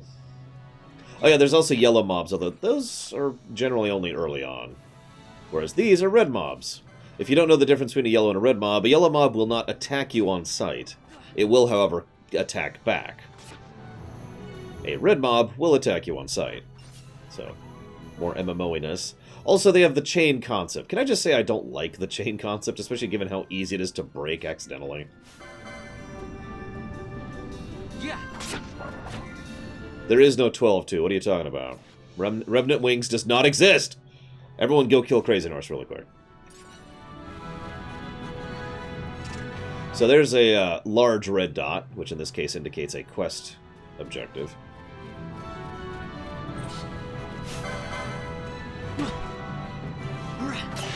Yeah, I wasn't even going to bring up the if-then enemies, like the elementals.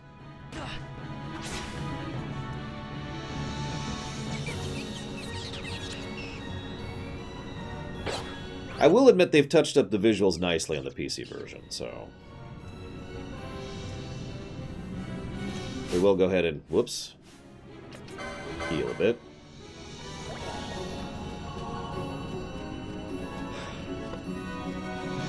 One of the things that kind of irritates me about this game is that it's basically turn-based, and I don't think it should be, to be blunt. It irritates me, the turn-based nature of the game. If you've played this game before, you know exactly what I'm talking about. But basically, in my opinion... so this is fake real-time, is what this essentially is. Everything operates on what is effectively a 6-second cycle. And I would rather it be actually real-time, which is Kingdom Hearts, or actually turn-based. Just commit to one, damn it. Oh, well, whatever. It doesn't really matter until you get to, like, the really high-end stuff. For most of the game, I imagine most people don't even notice the pseudo-real-time aspect of it. It becomes really obvious later when you'll cast something, and then the cast just sits there for like 2 or 3 seconds while it waits for its turn to come up in order to finish casting. I mentioned the stack back in 10.2. Basically, it's the same concept, but the stack is... elements on the stack can't happen while other things are waiting in the stack. So you can just sit there waiting for a long time. Also, this game has priority moves which bypass the stack, which can get very frustrating. Some of the late-game hunts and bosses can actually kill you while you're waiting to take your turn, if you don't know what you're doing.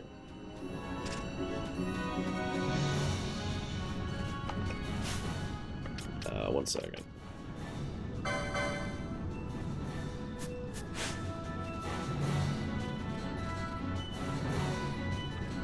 Oh, if they actually fixed that bug, that's amazing, because that bug sucks. Although I didn't think it was a bug, I thought it was deliberate design. Priority attacks is the kind of stuff you're only going to see if you're doing the optional stuff. Really. Like, a few bosses have it, but for the most part, that's the domain of the hunts.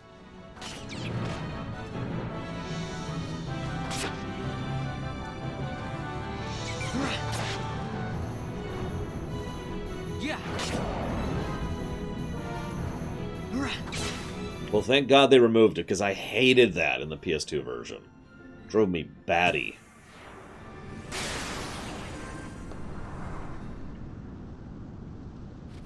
We'll have to talk about the hunts when we get there. Because I think by my own definition, the hunts are probably going to be a positive and a negative.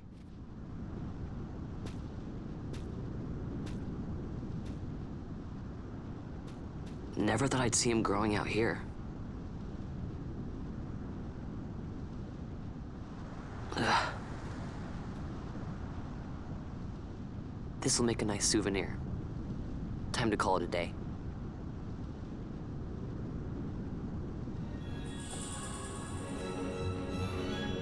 I do want to get one more level while we're out here, though. It's really hard to judge leveling... hang on, let me show you this differently. It's really hard to judge Korean methoding a game like this because of the nature of combat and the open worldness of it. So we're going to be kind of eyeballing it as we go. However, we only need to kill roughly 7 enemies to level, which is not exactly bad. At least at this stage. We'll see how bad it gets later. Yeah, levels mean a lot less than equipment and general setup. Yeah, there are actual... Hello? There are actual encounters. Like scripted encounters in this game, but almost all of those are pretty obvious. Where are we at? 5 more enemies to level.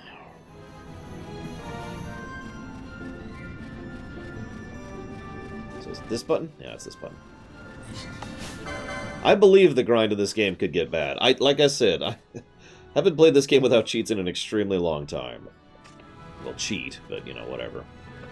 Oh yeah, I should show something off over here. So that's going to be this button, this button, this button, then this button. So, this... Yeah, the switch is already off. This is kind of cool, and also incredibly frustrating if you're a 100%er.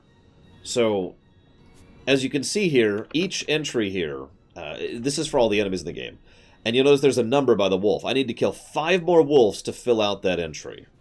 Or 2 more dire rats, or 0, you know, or whatever. When you fill out an entry, so all of them, as soon as you kill them once, you get, you know, basically an in-lore definition of what you're fighting.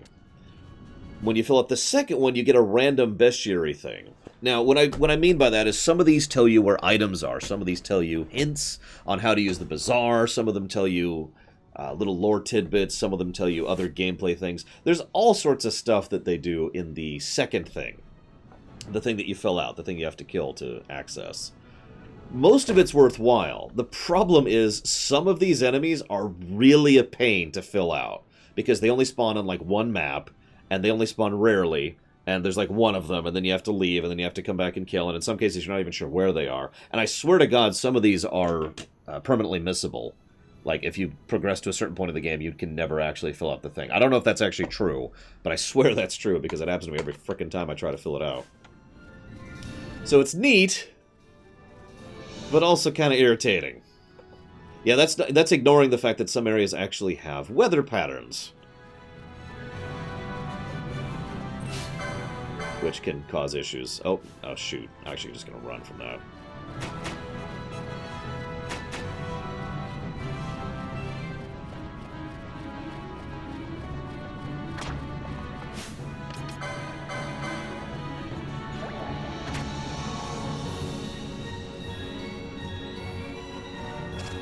Eventually they do despawn. Or de-aggro, excuse me. The leash radius is variable in this game, but it's pretty long either way.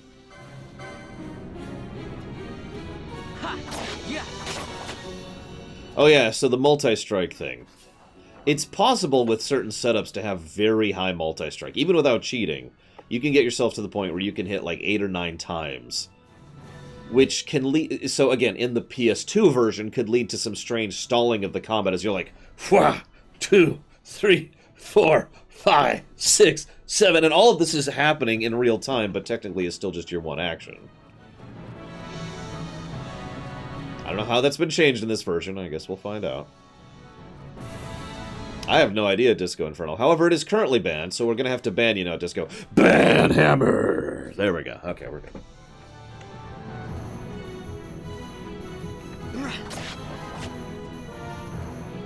I am not going to try the T-Rex, no. I don't remember the trick to kill him. I'm mostly kidding. Although we are basically not talking about Star Wars today, or Friday, or Saturday.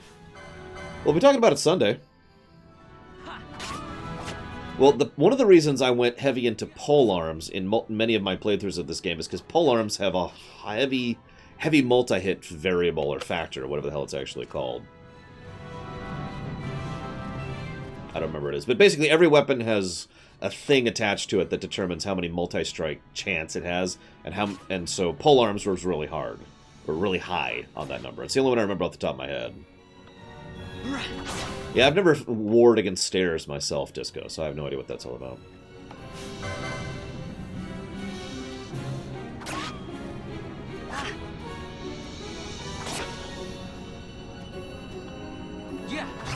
There we go. Quick note, we didn't heal from leveling, which I only point out because, you know. We shouldn't do that. We could try to make Fran a monk. I'm cool with that. Fran will probably be in my endgame party, along with Ash and Pinello. Why, I hear you say? Because I like their animations the best. It's the only thing that matters to me in a game like this, where every character is basically the same. All that matters is their attack animations. I'll be seeing it Saturday as well, Seraphim.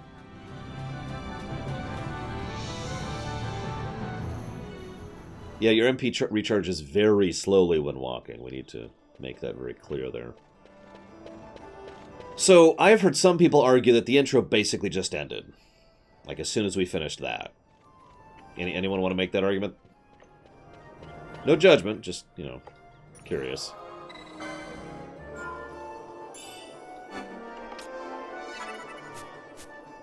I'm just going to go ahead and say right now, I'm still debating, but from memory, I would say the intro is way in. It's kind of like FF9, which has an extremely long intro. I know the exact point I personally think of as the end of the intro to this game, and we'll get there. Hey, Kites.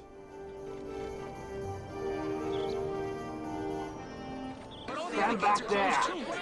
Back! This gate's closed until the ceremony's over, do you hear? Now what?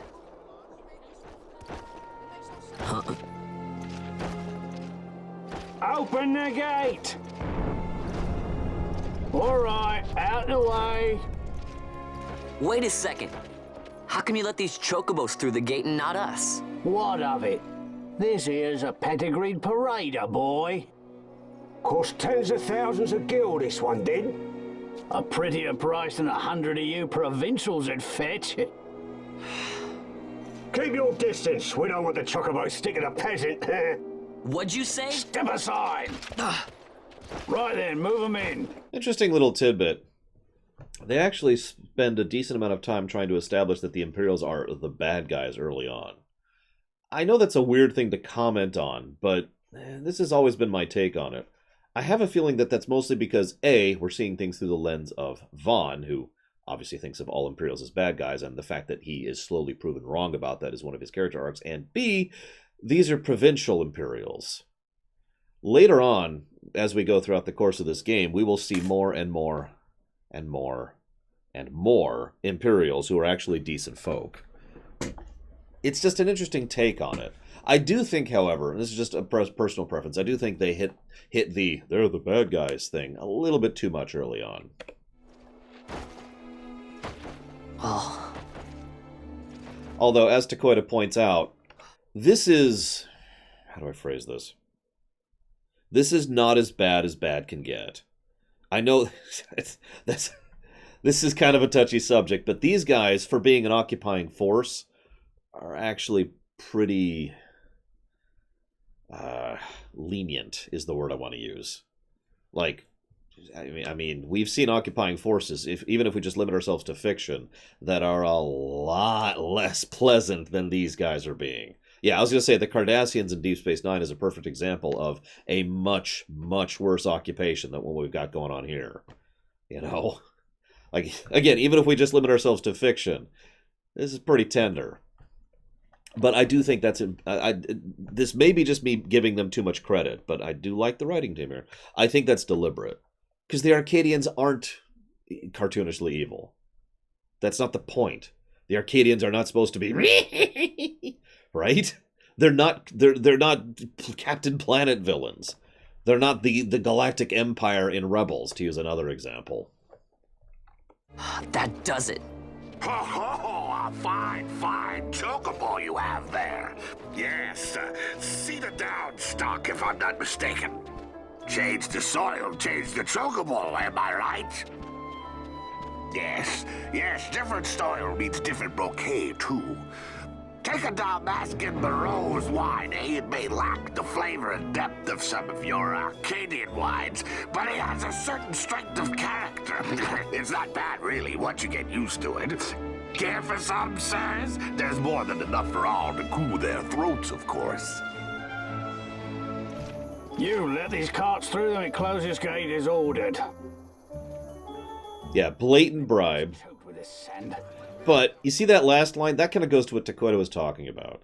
That guy is clearly not having a particularly pleasant day.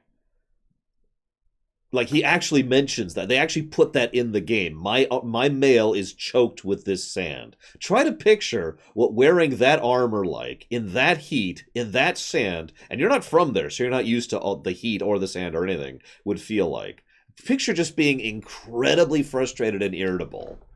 Now, again, I'm not excusing his attitude. I'm just helping to explain, because that is a very unpleasant circumstance to be in, and it helps explain why he's being such a prick. And everyone nearby hates you. Exactly. Again, not excusing it, just explaining it. So again, we see how the Imperials are not actually as bad as they could be, as they could be presented as. Which is good. Don't give me a scare like that. You're lucky that ended where it did. Right. Now's our chance to go through. The ceremony will be starting soon. I'd best be hurrying. And here's the best speech in all of fiction. No, I'm kidding. Wait, what is it? Fun? It's a good speech, though.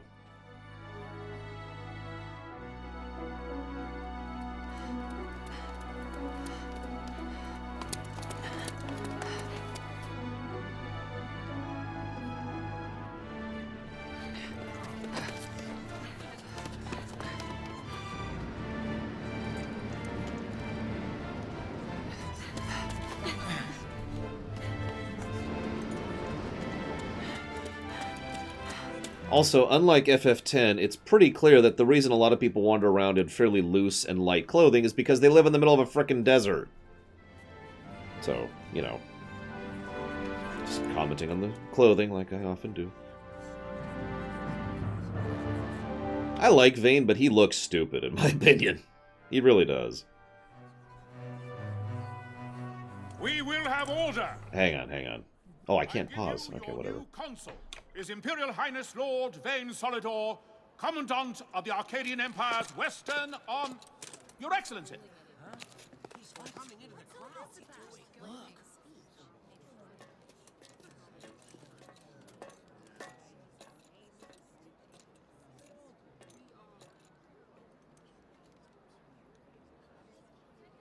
People of Rabanastre, is it with hatred you look upon your consul?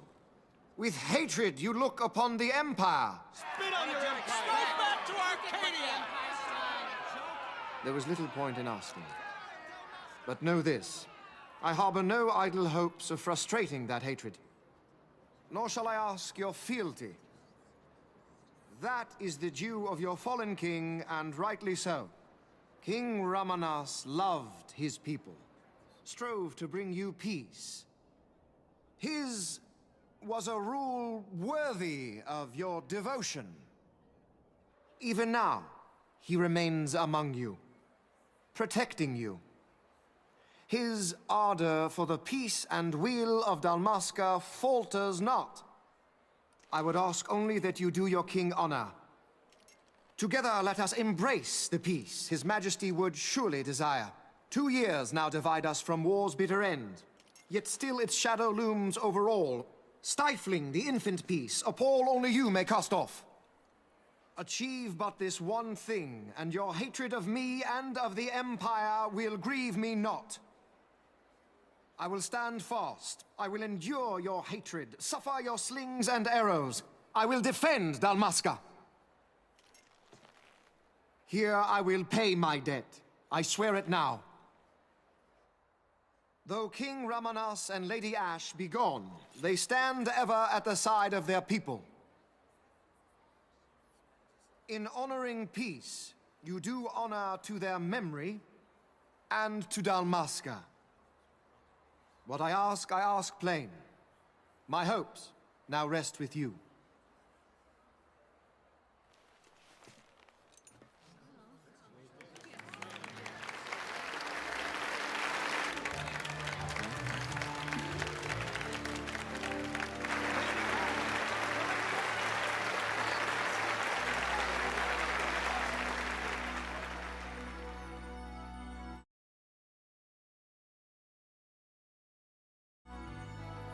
Now it decides to pause.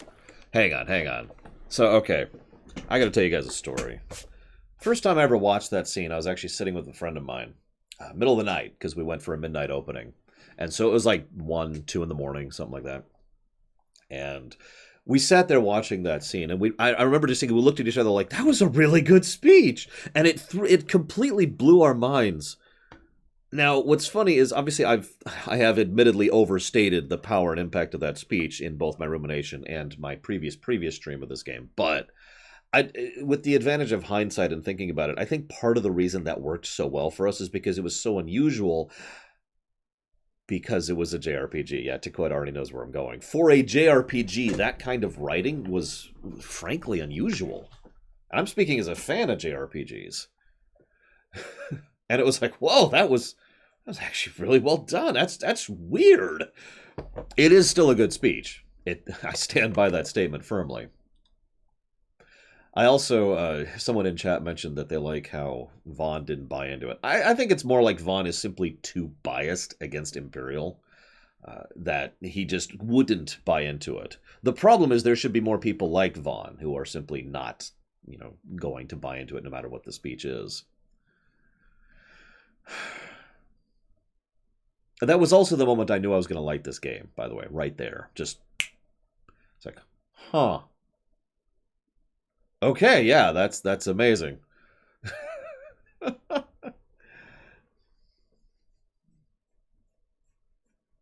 No. Screw it. Story Plus. I don't care. If you have a problem with it, there's the door. Somewhere over there.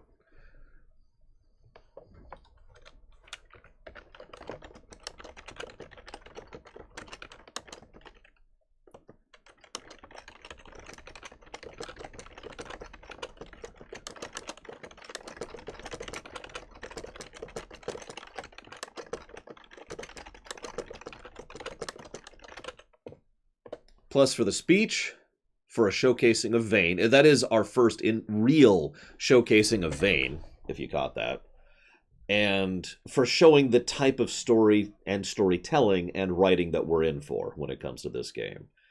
Ultimately, that speech in many ways serves as a good opening to the game, which is one of the reasons why I think the intro at least extends past this point. Although I would argue it extends even further, but that's neither here nor there.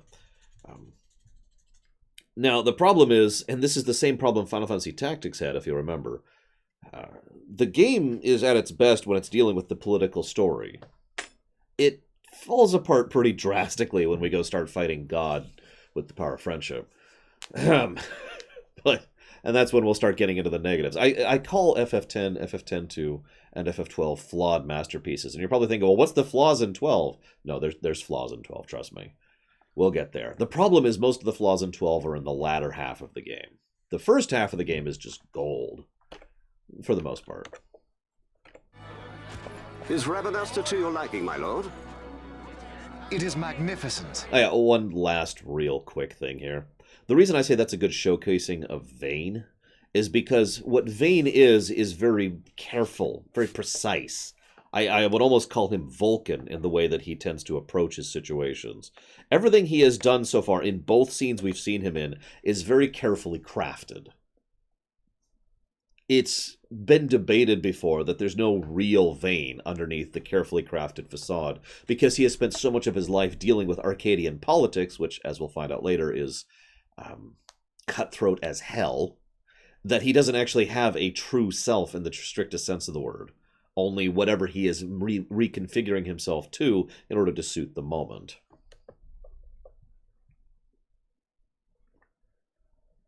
And what Takoida points out is also very true, which is funny because there's actually some hints that this is the Senate trying to get him out of the capital, but at the same time, considering the Emperor is still currently in charge.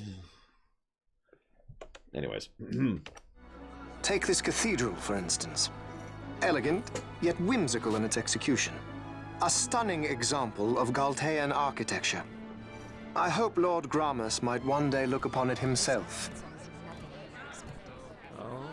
I agree, Dreambaum. It really wouldn't surprise me May it please your excellency. that if there were people seated in the audience. I am Miguelo, your highness. It is truly a profound honor to make the acquaintance of our future emperor, highness. The people of Rabanasta join me in welcoming you. That's enough of highness. Though indeed I am our emperor's son, I am no prince. Arcadia's emperor is freely chosen by her people. I am but an elected official and nothing more. I meant no disrespect. Now that I think on it, I would not have you address me as Lord Consul, for that matter. No? Henceforth, I am a citizen of Rabanasta. Why don't you call me Vane? I could not. That would not be right. You are overly fond of formalities. I've just the remedy for that. Tonight you will join me, and we shall drink until you call me by name.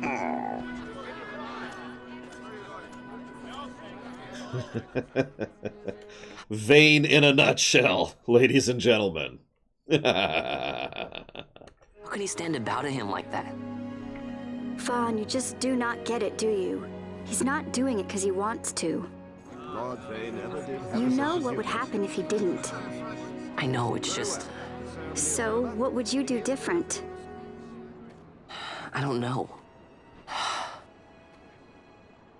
Well... I'd do something. Like infiltrate the Fate and steal something. Vaughn. Vaughn! You haven't heard a single word I've said, have you? This place has changed so much. It's like it's not even Rabanastre anymore. Like the Empire is swallowing it whole.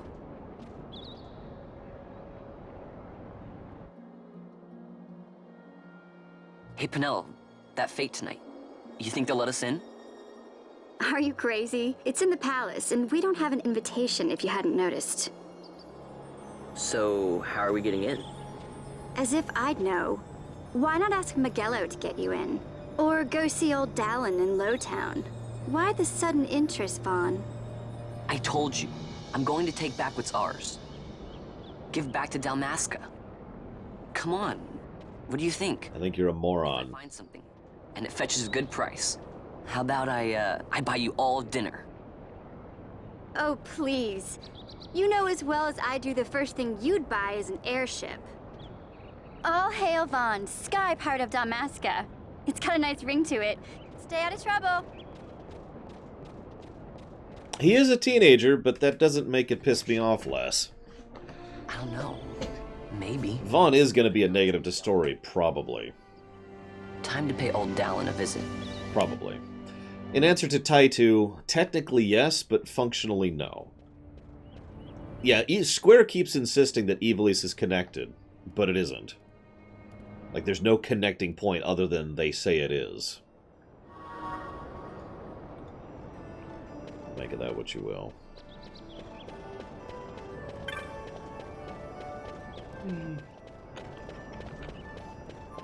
Sorry, just waving my hair. Whip my hair back and forth. I whip my hair back and forth. Whoops, I'm going the wrong way. Sorry.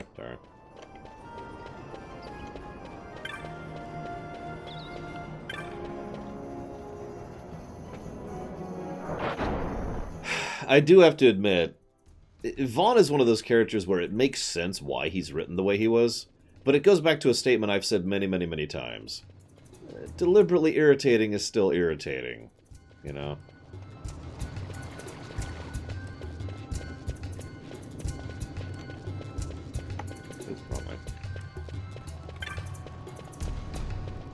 Yeah, Revenant Wings, which is supposed to be a direct sequel to this game, might as well not actually be connected to this game at all.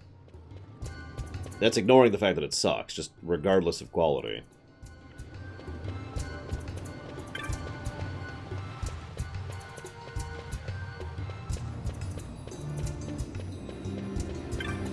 Whoop. I've made a statement before, I'm pretty sure I talked about this during the lore run. I would actually rather Penelo was the main character than Vaughn.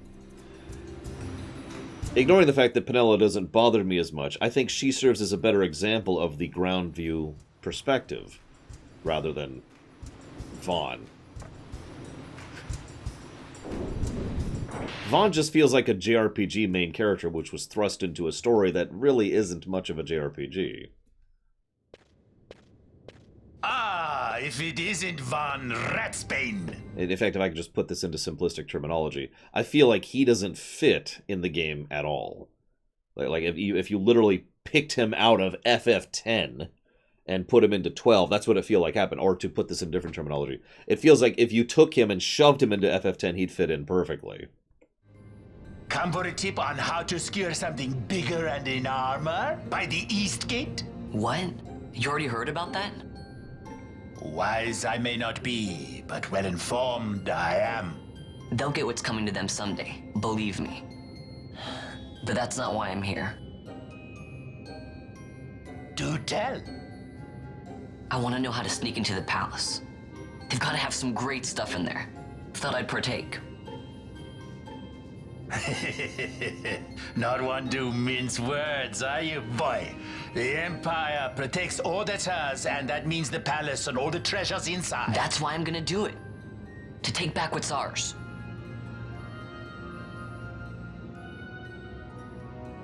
So, our champion of the sewers aspires to noble action. Admirable. Perhaps I can help you. Ah, now that I think on it, there was a rumor. Yes, a secret passageway into the palace walls. A door and a magic stone that opens the way. That's it. This is exactly why I came to talk to you first, Alan. So, where's this, magic stone? Oh, I've had it for years, if I can remember where I've tucked it away. Really, Sergeant Joe Duck? I'm sorry. I'm sorry. Disagree.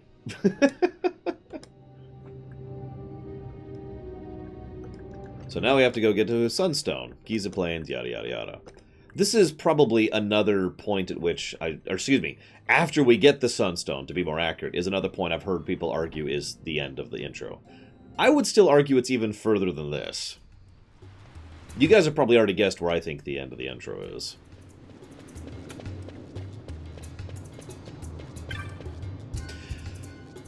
In my version, I would rewrite it such that Vaughn and Rex both signed up for the conflict. Vaughn would have been 15 at the time, and that would have been kind of a plot point. And Vaughn would have died, basically along with Rex, as part of that whole thing. Thus, Vaughn would have been another tragic cost of the political machinations and the war. And maybe he and Penelo knew each other before he went off to war, just to add some kind of connection point there or something. Cutest monster in the entire game right there. So cute! Sorry.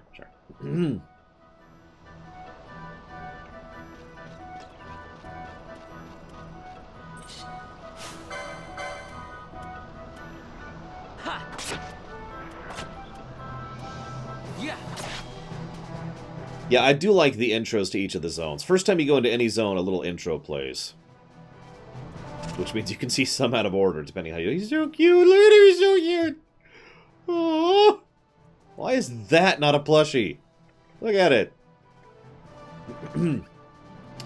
A character... So, okay, if I had to replace Vaughn with someone other than Pinello, my first thought would be Rex, which is just the really obvious pick.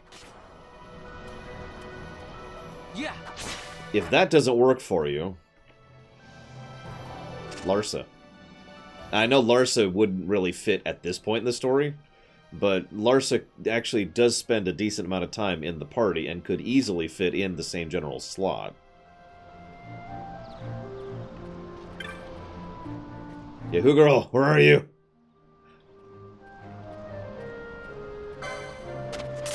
So you can buy maps in this game, or you can just fill them out yourself. Nice little thing. I would agree with that, Dreambo. So now, the whole thing is... It's not fully filled out, but you can see where everything is now and all the connecting points. Oh yeah, and it also tells you which NPC to talk to if you're not sure what to do, so that's a nice little feature. Oh yeah, really small note. I know I've pointed this out every time I've streamed this, but every character with a name is just, like, generic until you talk to them. Then it's their name. Yeah, sure, whatever. Blah, blah, blah, blah, blah, blah, blah, blah, blah, blah, blah. I know what I'm doing.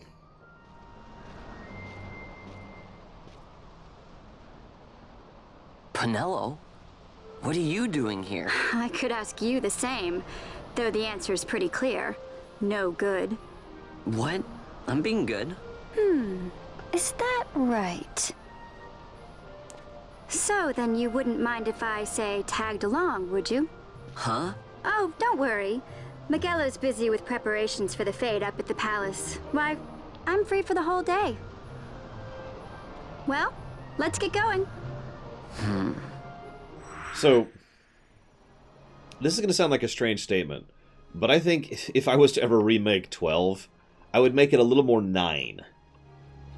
Now, if you don't know what I mean by that, 9 does something that very few FFs do. It moves the camera around periodically. You go from, to use a direct example, you go from Freya, Zidane, Kuina, and Vivi, down in the Gizmaluke Grotto, and then after you defeat the Gizmaluke, there's a shift, and all of a sudden you're over following Steiner and Garnet, who are going through the South Gate, right? Very few Final Fantasies actually shift the camera like that. And I think it's one of the better aspects of FF9 in general. Think for a moment how much FF12 could benefit from that. You could literally have chunks of this intro as we just shift over to Ash. Or whatever, Amalia, I think she's calling herself at this point. And all of a sudden we're playing as Amalia, who is trying to figure out what's going on with this fate and getting the infiltration ready, and Vossler's there, and blah, blah, blah, right? And then we could shift over to Balthier and Fran. All three of our main groups are all doing different things, and all of them are centered around this fate, and yet the camera never leaves Vaughn. I have no idea what's up with her outfit. I mentioned I don't mind most of the outfits in this game. Hers is one of the only ones I mind. What the hell is she wearing? Like really large, weird-shaped boots, a skirt dress that terminates at her hips, and wing things that are part of her shoulders. What is she wearing? Anyway, sorry, moving on.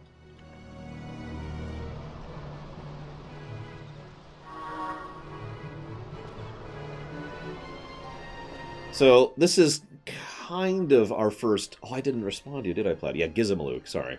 Not that it matters at this point.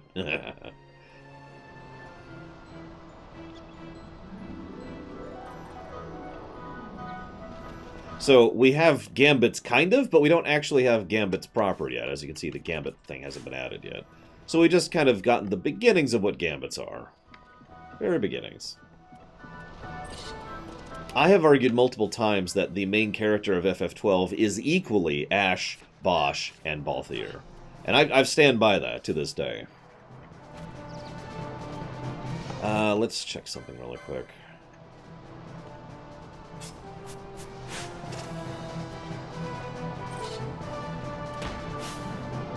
Oh yeah, you can actually turn his gambits on, even though we don't have access to what those gambits are yet. Notice he's not even attacking. So yeah, let's turn those off.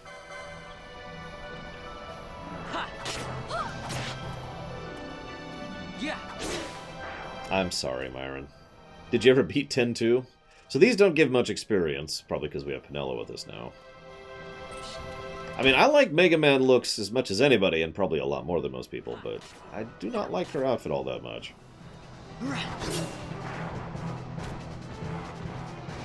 That would explain it, Easel Games. But yeah, I could see that, Harriet. I stand by something I've said many times. Vaughn's main problem is his misuse, and this is what Weouds just said in chat. Like, it would not actually take a lot of effort or be particularly hard to make Vaughn a good character. It would require substantial rewrite of multiple scenes, but my point being, you don't have to completely rewrite his character. You just have to shift his character, like, a big step to the right, and there you go.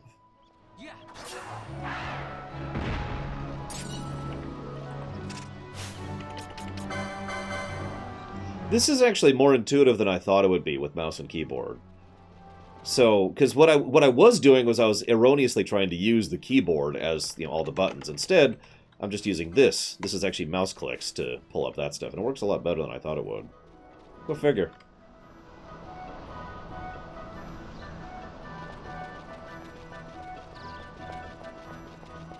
Yeah, I mean, like, yeah, what Takoida says is a fantastic example. So rather than being an idiot, he's going to the palace in order to steal something, either valuables or food, I'm not ready for those guys, in order to feed his family of orphans. Bam. Alright, I don't have that step yet.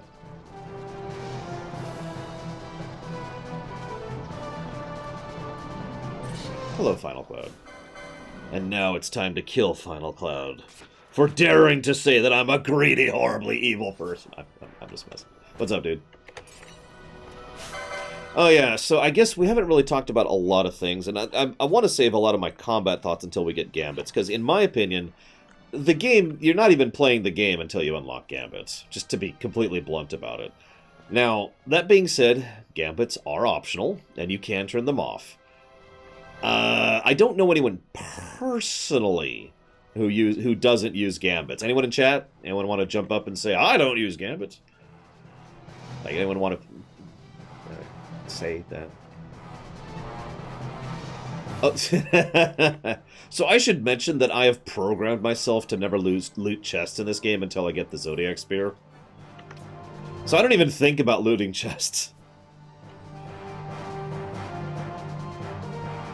I know it's not true in this version. I know I could loot chests as much as I want because the Zodiac Spear is different. But I am really programmed to not loot chests.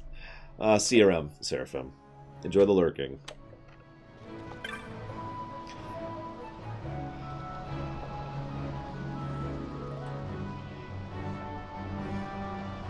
So for those of you who don't know, there are 3 chests you need to not loot throughout the course of the game. There's one in the Fate area we're about to go to. There's one in the beach, I think, and I don't remember where the other one is.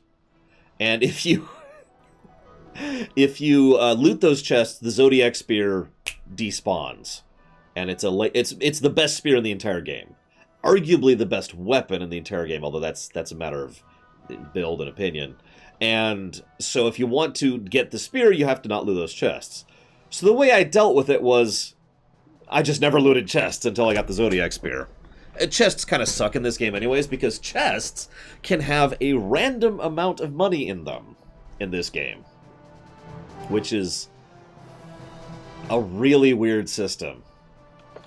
Yeah, chests are kind of crap in this game. They did fix that, although I don't actually remember how to get the Zodiac Spear in this version. Yeah, they can also have random items, excuse me. They're randomized chests, and they suck. They have junk. Like, there's a few that are worthwhile. A few.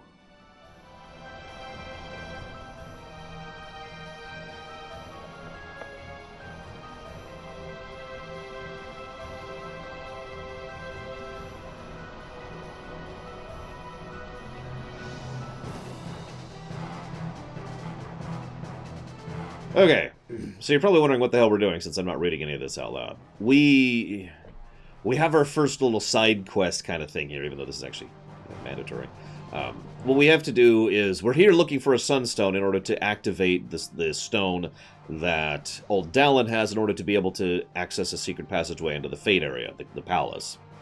In order to power it up, we need a sunstone. Now, sunstones are used in order to literally power other magical elements. So this setting, lore-wise, is really heavy into Magitech.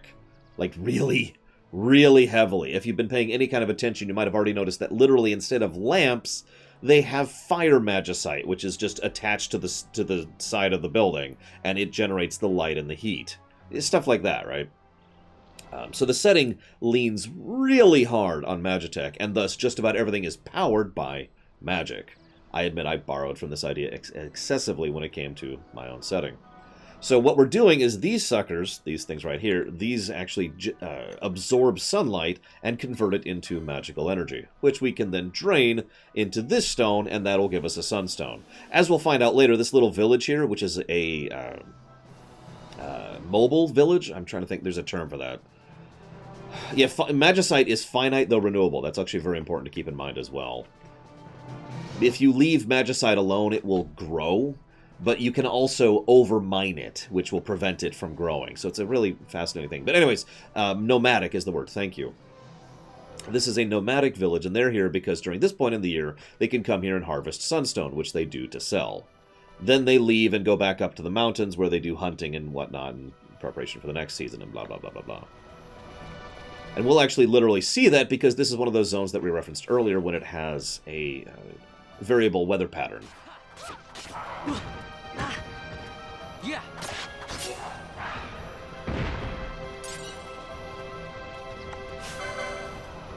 And anyways, I just wanted to point all that out because this is, again, part of what I consider to be the intro of this game.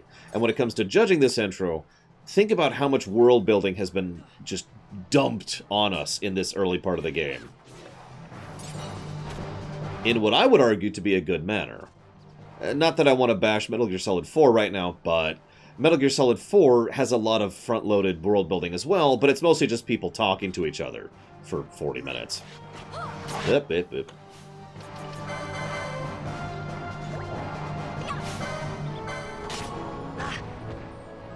Yes, I have absolutely had that happen, Dream Whisperer.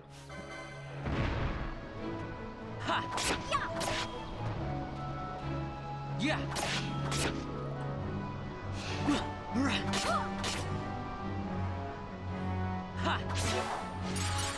Yeah, in the PS2 version, I say the PS2 in every version, you can actually tell when the weather has changed just by the load screen image in the background when you're in Rabanastre. But on the original PS2 with my old TV, I could never tell, so I would just have to walk in and find out that way.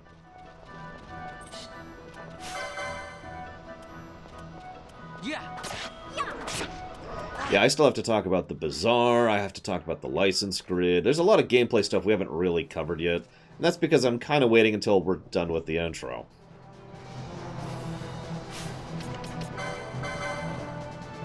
Let me just go ahead and say right up front, by the way, Gambits are almost assuredly going to be a positive. Sorry. I really, really like the Gambit system. I like it so much that I wish it was in more other games. I wish Kingdom Hearts had the Gambit system. I wish... actually, frankly, just about any party-based game I wish had some kind of Gambit-based system. It's one of the reasons I actually still enjoy the combat of Dragon Age Origins, despite Dragon Age Origins combat being very flawed.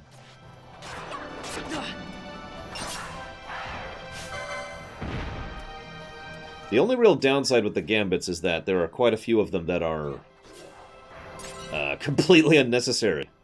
Because the Gambits are also smart, although I'll get to that later. But yeah, Gambit solved the problem with crappy party AI by just giving us the keys and saying, here, you figure it out. And we did. And it was awesome. Is, present tense, still awesome.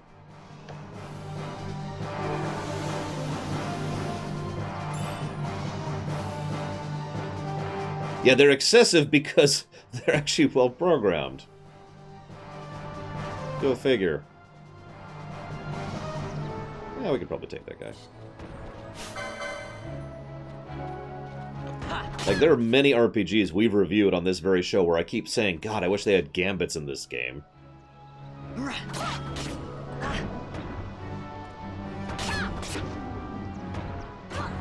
Yeah, the gambits are not perfect, and ironically, Hello Worm just mentioned one of the flaws in them. I remember trying to set up a steel gambit, and so I mentioned how some gambits are smart. Well, the steel gambit is not. It'll just keep trying to steal forever, even after it's stolen their item. There's no steal until. Like, to explain what I mean by this, you could set up if poisoned, then antidote. Or you could set up this character, antidote. Both of those actually do the exact same thing, because, again, smart gambits. It'll notice that he is poisoned, and then use an antidote. If he's not poisoned, it won't use an antidote because he doesn't need it. It's same with buffs. It'll buff you unless you already have the buff, and then it won't buff you. So you can just say, Penelo, haste, and Penelo will be hasted if she's not hasted.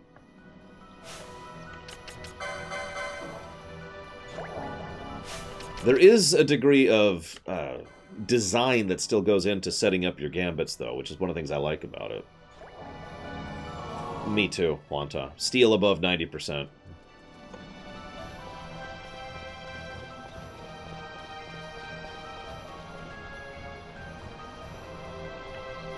Yeah, Libra, Self. Yep, it'll only cast it if you don't have it. Like I said, most of the gambits are really good.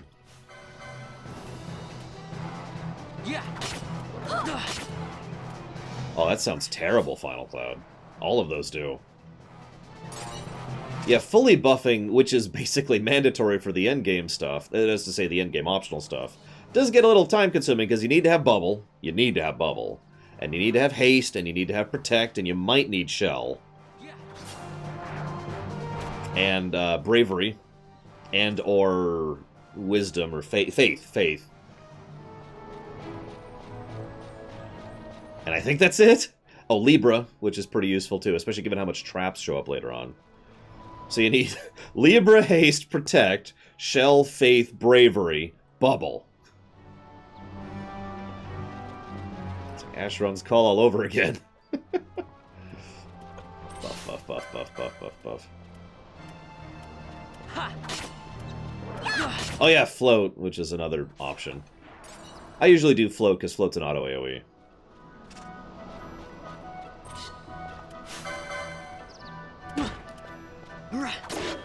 Yeah, they changed something about the mana in this version. I don't remember what it is exactly, but I remember not liking it. I guess we'll see when we get there.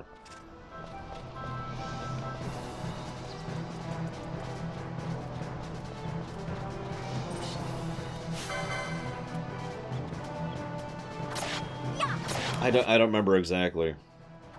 Oh, limit breaks don't use MP. Well, I guess it's nothing then. What I distinctly remember is I would go out of my way to get limit breaks as quickly as I could, because that actually doubles and then triples your overall mana pool. And then I would never use limit breaks because I wanted the mana. But I would unlock the limits as quick as possible to get said mana.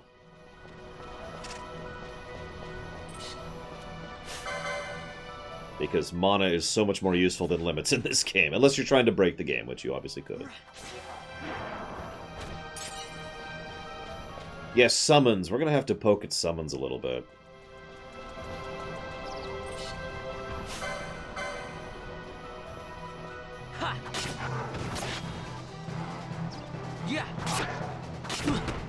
I would actually agree with that, Weods. A lot of the tactics is... This is like Pokemon. Most of the strategy is before the fight even starts. Pre-combat strategy rather than during combat strategy.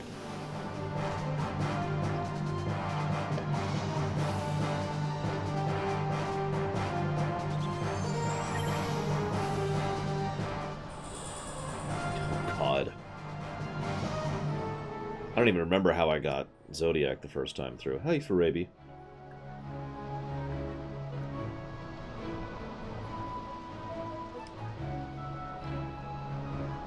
I mean, at least Zeromas looks cool in this one.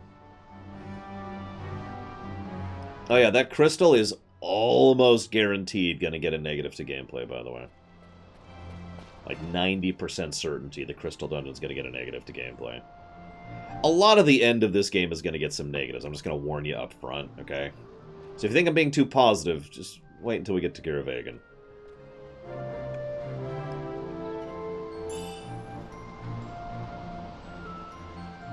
Saturday, alright. Saturday afternoon, actually. Whoop, yep, whoop. Already.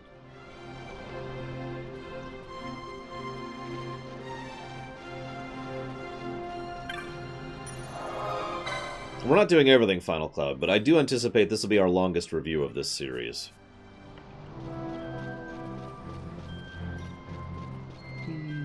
I've heard some people say that Paradigms, that is to say the 13 stuff, were deliberately designed to emulate Gambits. I don't agree with that, but I've heard that argument several times. Just checking something real quick. That's what I thought. We're on the verge of a level, which we're going to go ahead and grab real quick.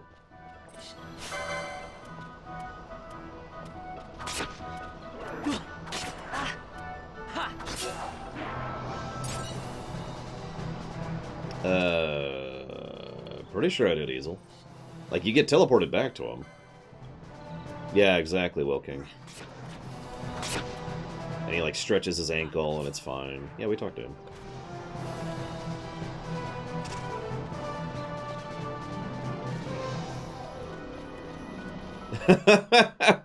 Sorry, Kohei. Believe it or not, I don't have that set up. It's... So I have the filter turned to off completely. But Twitch, just by virtue of being Twitch, doesn't allow certain words. Go figure.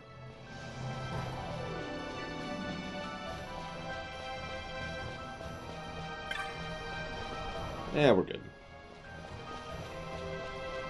10s. Easy answer for Abby.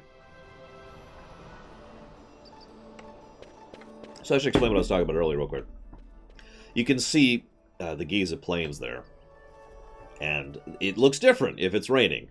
It's really hard to see if you're on the PS2 version, I swear. Also, this is the best Moogles in the franchise, just saying. These are?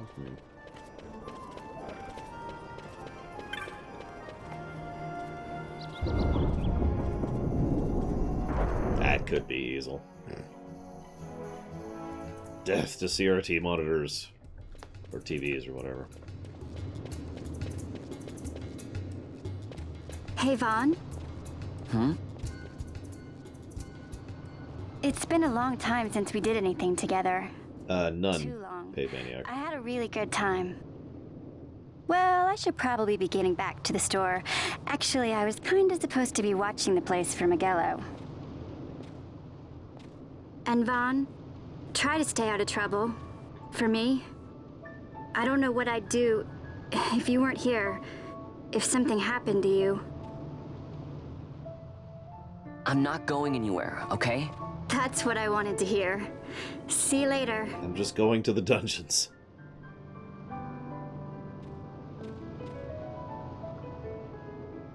Sorry, Penelo.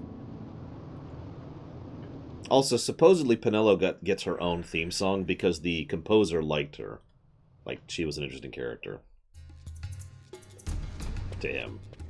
Or her.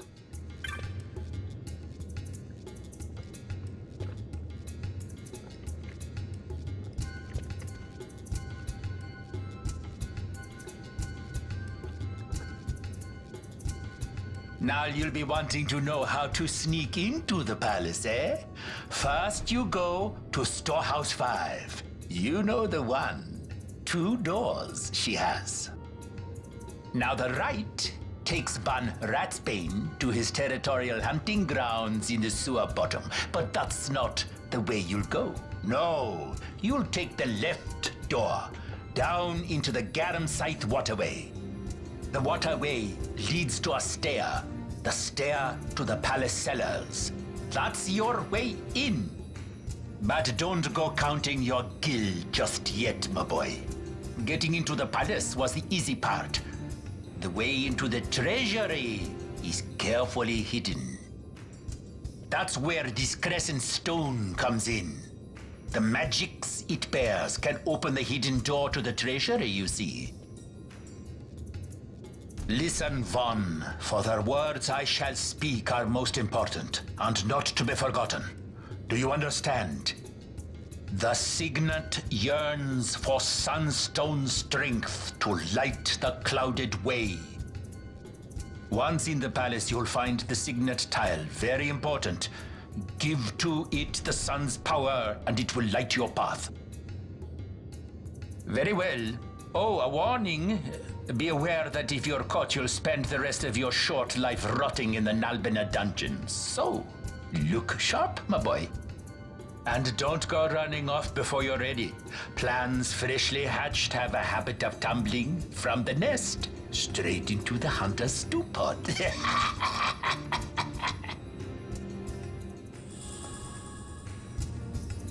By the way, that's Dwight Schultz, also known as The Amazing.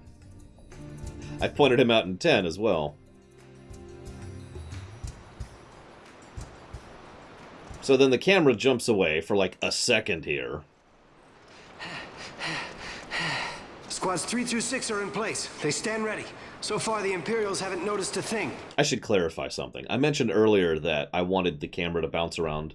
What I meant by that is playable sections. What FF12 does a whole lot of is what I call a meanwhile elsewhere, which is when you just see something else happening somewhere else in the world. It's like FF4 did that a lot too. Then go now and hurry the others. By nightfall, we must ensure all our men are in place. Sir. Sir. So, question. Do you think he was a traitor yet? I know I've asked this every time.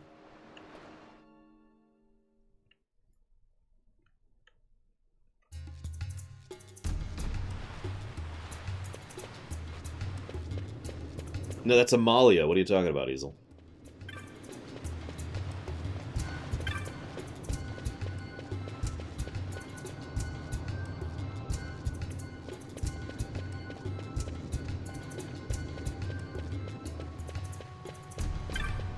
I wonder.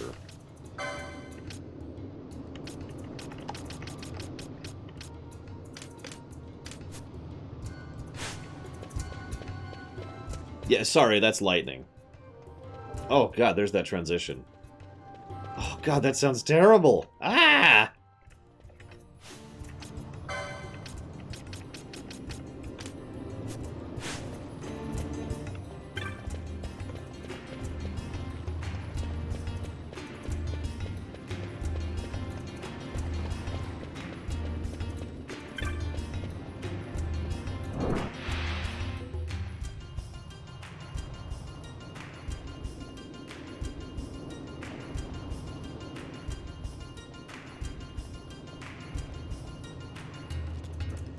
The one I just said was terrible is your favorite one, Easel. I mean, that's just this one song.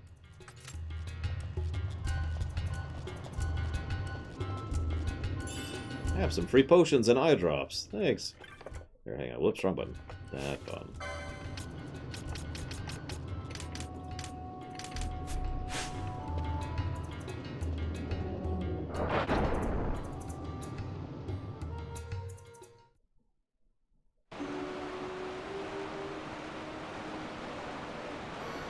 I mean, I usually don't like orchestral music in general, so that's part of my problem. A lot of real instruments hurt my ears. I've talked about that before. So here's our first actual dungeon. We've had 2 overworld sections, and now this is our first actual dungeon. This is the equivalent of the Mist Cave in FF4 right here. And ironically, completely different from every other time we go through here. And we go through here 2 other times, one optionally, obviously.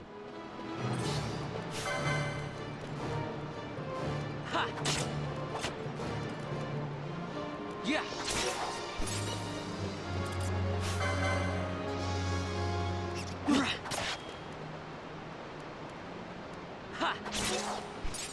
Yeah, I have extremely bad memories of this place because of the time you go through here the final time to get all the optional stuff. Ugh. You know, he's like, I got these rats, even though they have glowing eyes. They don't scare me. Just checking something really quick. That's about 30 kills for a level, give or take. So we're a little ahead of the curve.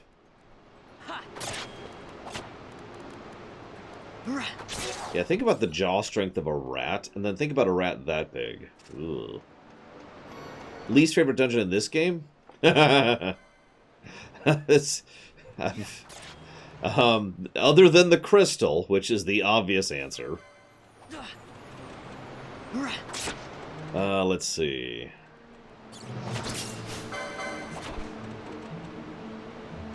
Yeah, the problem is that, as much as I do like this game, there are many bad dungeons in this game, in my opinion.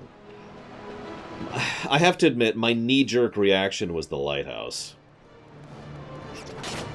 Not a fan of the lighthouse. The Pharos. There's also the... oh, what is it? It's the place in the Wester Sand. Like, that connects to the Wester Sand at multiple spots.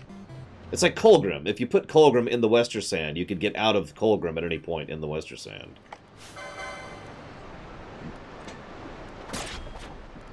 Oh, shoot. Thank you very much, Colgrim. Appreciate the sub as always, thank you. And if you happen to know where you want to put that, as far as increasing priority in a future stream, let me know. Yes, that's the one, Kohei. That is exactly the one. Oh, the Pharos. What's worse is, if we want to really talk about optional stuff, too, the Pharos has the Black Death Doom area. Basically, when you go down instead of up in the Pharos. I don't remember the name of that dungeon. It's yet another of the optional dungeons in this game, and it sucks!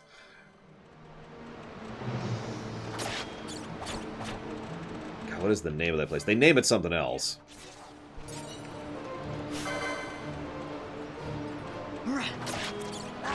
I can't remember what it's called. Whatever, you know what I'm talking about. Hell Dungeon 3.0. Is it the Subterra? I don't know. Is it the Abyssal? It's been a while, okay? I've only 100%, well, excuse me, I've only 99%ed this game once. And I never really plan to again, because 99%ing this game is arduous as hell. You got it, Colgrim. I'll put you in the dealer's choice area. Thank you again for the sub, sir.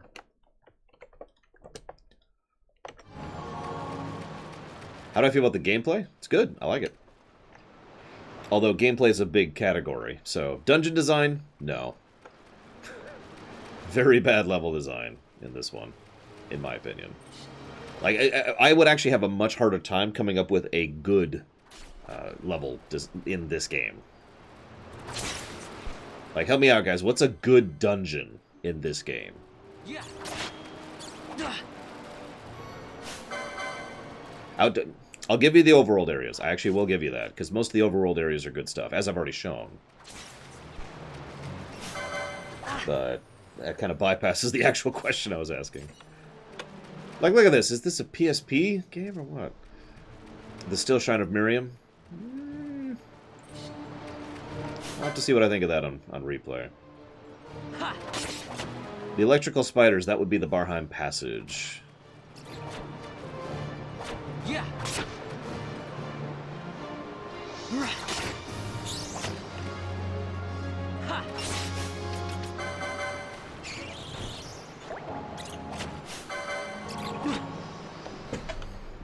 So we've come up with 2 decent dungeons.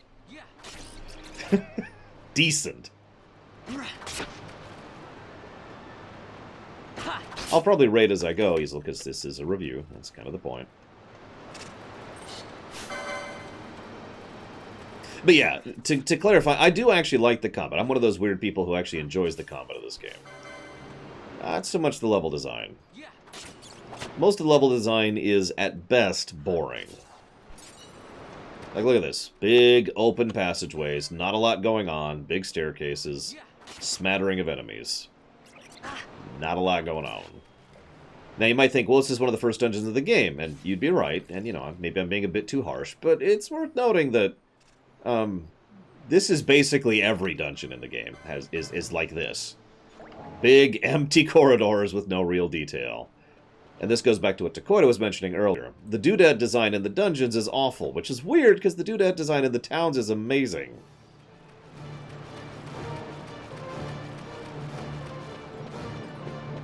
So I don't know.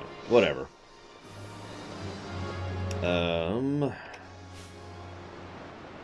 Just checking something. Let's go and get another level real quick while we're here. I will never loot the chest. I'm not looting it. Breath of Fire 2. No!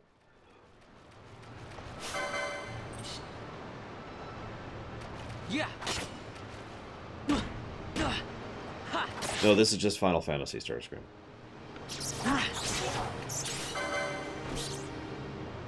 Yeah.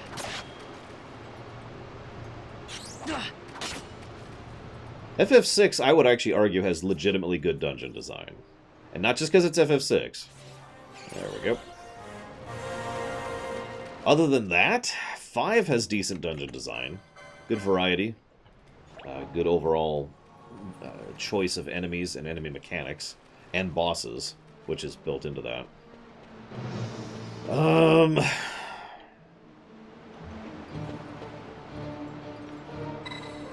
I'd have to think about that, past that.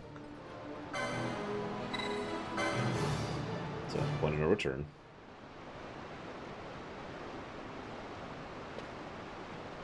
Yeah, I might just cut off there. 5 and 6 have good dungeon design. Chunk.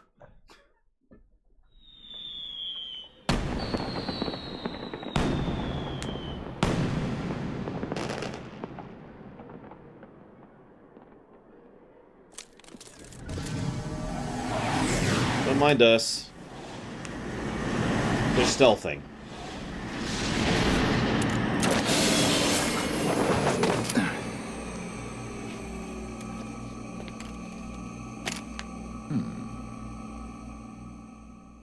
Ultimicia's Castle is amazing. It's still one of my favorite final dungeons in the entire franchise, so... But I don't remember most of 8's dungeons outside of that. We'll have to decide as we go through.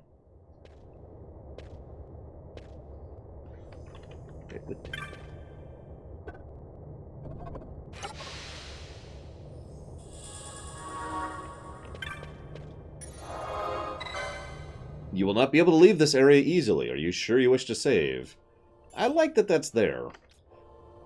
Yeah, 8's prison dungeon is crap. I agree with that.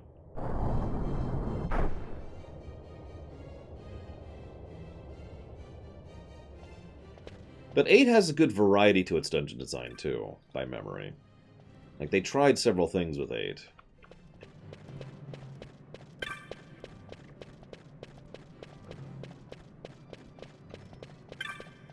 So here's all the servants.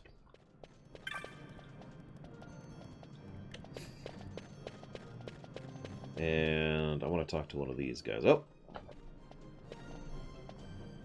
That's a good question, Preachings, because 13 has even worse dungeon design than 12. You could argue that all of 13 is a dungeon, and I wouldn't even argue against you, but that just goes to make my point, because 13's dungeon design is just... I have literally seen NES games with better dungeon design than FF13. So you'll be on cleanup duty when Fate's over.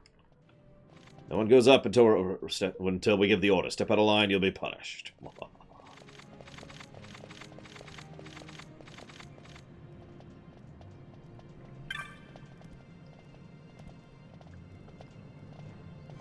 That could be Huanta. Lord knows designing a 3D dungeon is, or at least should be, different than designing a 2D one.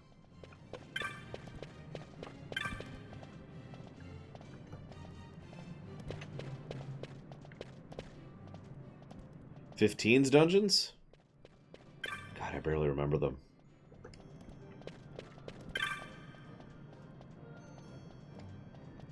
As if you could sneak in here. Ooh, a treasure, which we're not going to loot.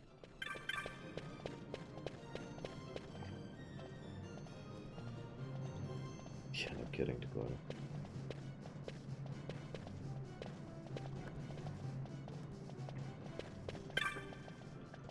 You're hungry? I don't blame you. An empty stomach can make me want to crash the Fate, too. No use trying to hide it. Look, I'll help you out. So this is actually a tutorial of the... Hey, Buckethead! This mechanic. And he won't notice me running upstairs, because... I'll have to think about Seven's dungeons when we get there. My biggest complaint by memory of Seven's dungeons is the encounter rate. And it takes a lot to get the reduce encounter rate thing in 7. And there's no Ink Nun in FF7 either. So this is the closest thing to a puzzle we're going to get for this section.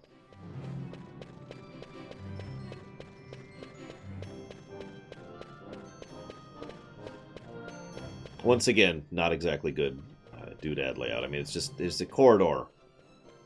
Who designed this place, in lore, to make it these blocky corridors with nothing there? Whatever. So I want to do this. No. Or maybe I do. Hang on.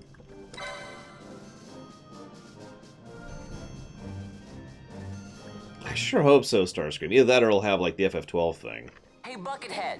Where you can just physically avoid encounters. FF12, also, after all, doesn't have Enknun, but that's because FF12 doesn't need it. You can just physically avoid enemies. Alright, Savacom, here you go, just for you. Hello? Over here! Hello? Over here! Hey, Buckethead! There you go, just for you.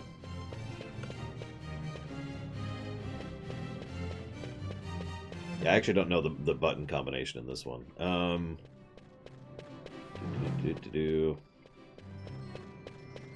So I need... yes.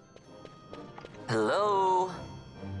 You'd think that this would warrant some kind of response, right? Rather than, you know, oh, I better choose after that guy.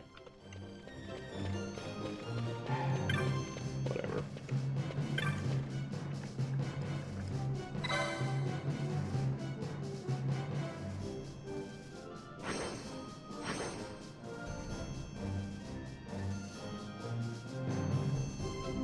One, 2, 3, 4, 5, 6, 7, 8, 9, 10, and 10, 2, as well as 12, Zero Hunter.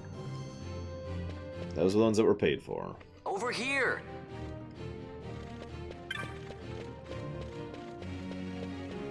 Yeah, it's also on the website.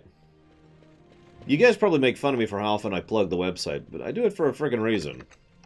It's because I keep all that stuff on the website.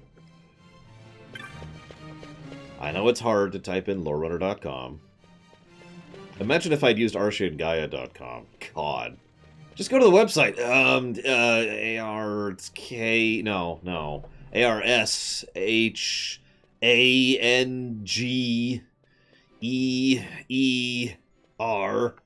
3. No, I'm going to be streaming on Christmas. Why would I not stream on Christmas? What's wrong with you guys?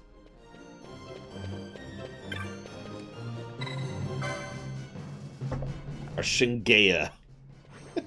That's me.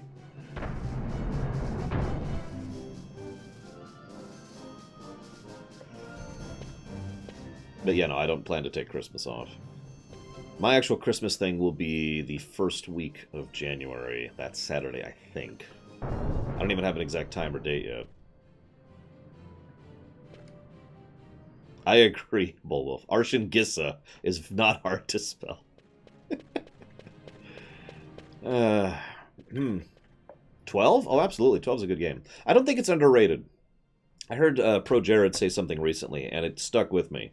It's not underrated, it's underappreciated, which I know sounds like the same thing, but what I mean by that is, everyone who I've ever talked to who's played FF12 loves this game.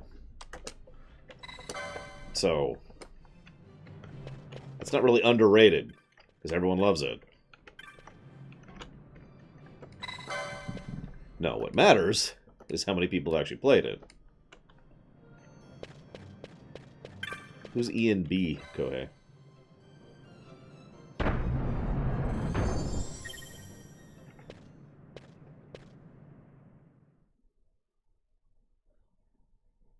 I don't know who that is.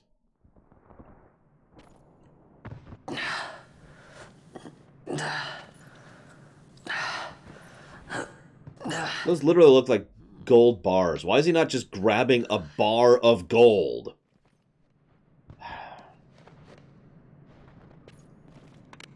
Huh? There's lots of them. Look at that. They're stacked up right next to the friggin' statue.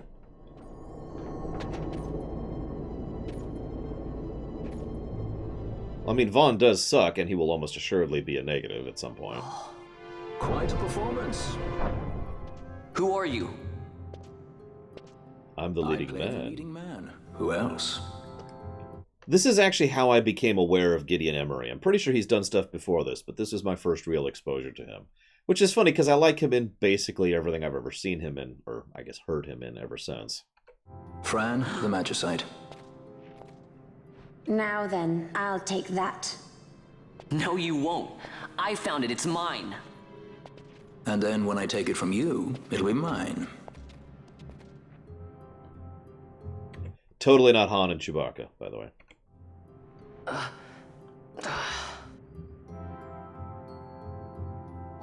Yeah, I know, Cap Doc. I actually pointed that out during one of my trailer analyses.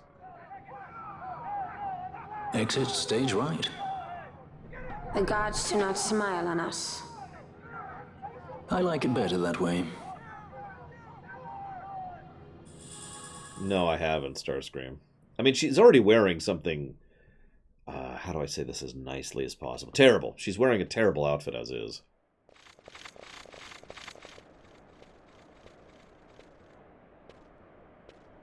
I didn't insult Fran, I insulted her outfit, Kohei. There's a difference. Fran is prettier than Chewie, I'll give you that. Not that that's hard to do, but, it is a true statement.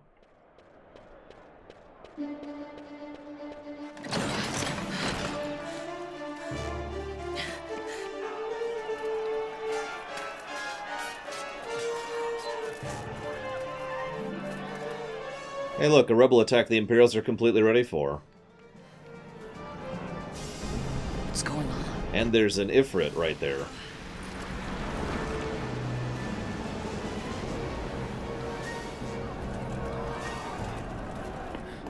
The Ifrit, eh?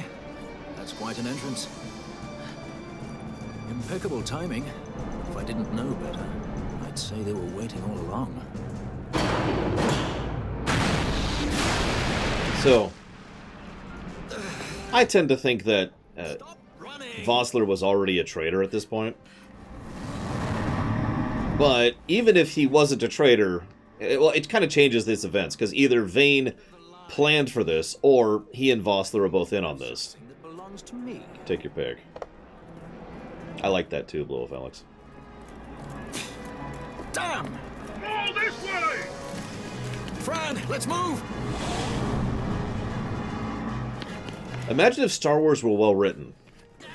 That's FF12. At least the first half. I know that sounds mean, but whatever. Let go of me! Keep this up and I will.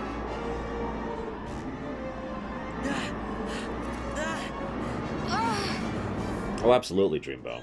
What's going on, Fran? I don't know. It's not heating me. This is an intriguing plot point, by the way. The Magicite-powered engine is dying because the deaffected Nethicite is draining power from it. That is a surprisingly subtle plot point. I know some people have never even caught on to that. But, yeah, that's our first glimpse on what the stone can really do. Our hover didn't just drop. It disappeared. Ah, forget it. Even if we could fly, the Ifrit's playing with fire, and I'd rather not get burned. We'll go the old-fashioned way.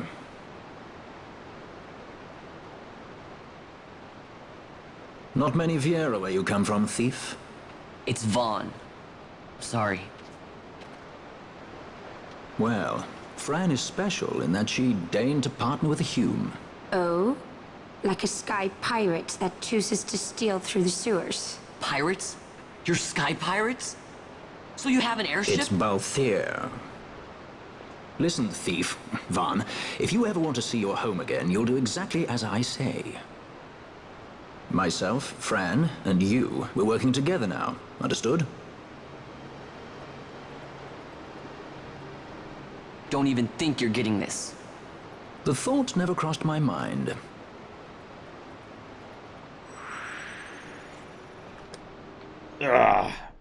So, this is the first point where I will accept that you could argue the intro has ended. Right here. I would still argue it's a little bit past this. And the reason why is... Gambits are added to the game right here. Or, to be slightly more accurate, the Gambit menu is added to the game right here. Come on, go faster! Sorry. So, notice how, forgive me for gushing, but you'll notice how Balthier is immediately presented as someone who is intelligent, but also a decent person. If he was a horrible person, if he was a selfish person, if he was a greedy person... Oh, right. Then there are actually plenty of points at which he could have just killed Vaughn, or just stolen the thing, or whatever. There's plenty of things he could have done there, rather than what he actually did. If he was a practical person, yeah. But no, Balthier's a good guy. That's why he's the Han Solo here. I don't mean that as an insult, again, because the whole point of a Han Solo character is that they are, at their core, legitimately good people. And Balthier's a good person. Smart, competent, long-term thinking, pays attention better than most people in this entire game. There's a reason why a lot of the exposition comes from his mouth. It's because he notices stuff. But... oh yeah, we should go talk to these guys really quick here.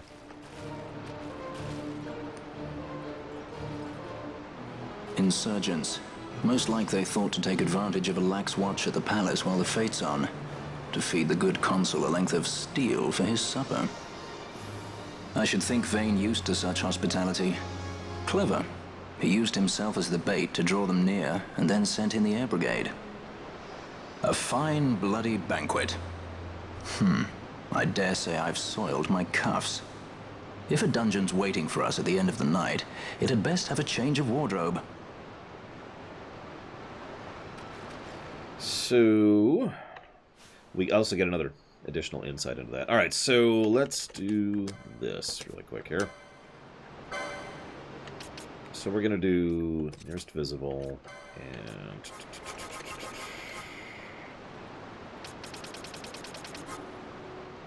let's set him up as the emergency healer. Oh yeah, so this is Gambits. I've already kind of talked these up, but... basically, this is, to put it as simply as possible, giving access to the AI, the programming of the party members, based in part on the actual AI they developed for Final Fantasy IV, which, if you were paying attention, and I talked about this during Final Fantasy III, FF4 was the first game that they actually had a script designed for the enemies. In FF1, 2, and 3, they just had a list of things, and they would just go down the list and do their actions in order. They started adding if-thens and percentage chances of things happening in 4 and onwards. Also, apparently this is based on American football, which is an interesting concept. Let's do...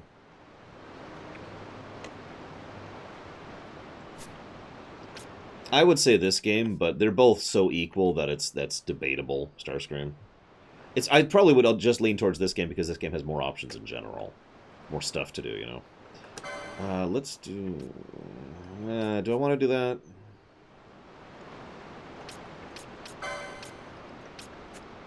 Hey, Jaylee. And hello, City Raider.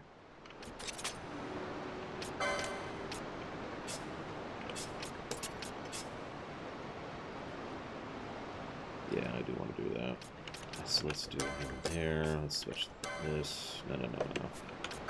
Sorry, I'm struggling with the menu.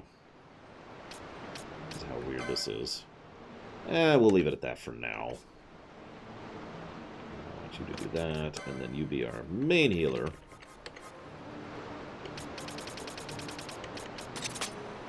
Yes, attack the ally.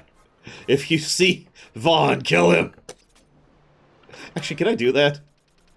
Ally Vaughn. Attack! No.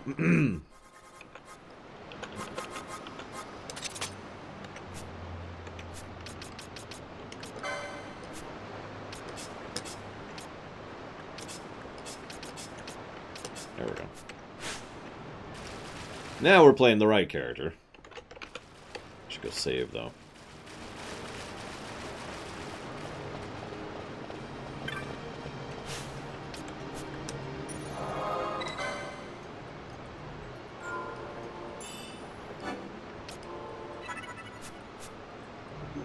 Which, SJ? The heal one? No, I prefer to use health points for heals.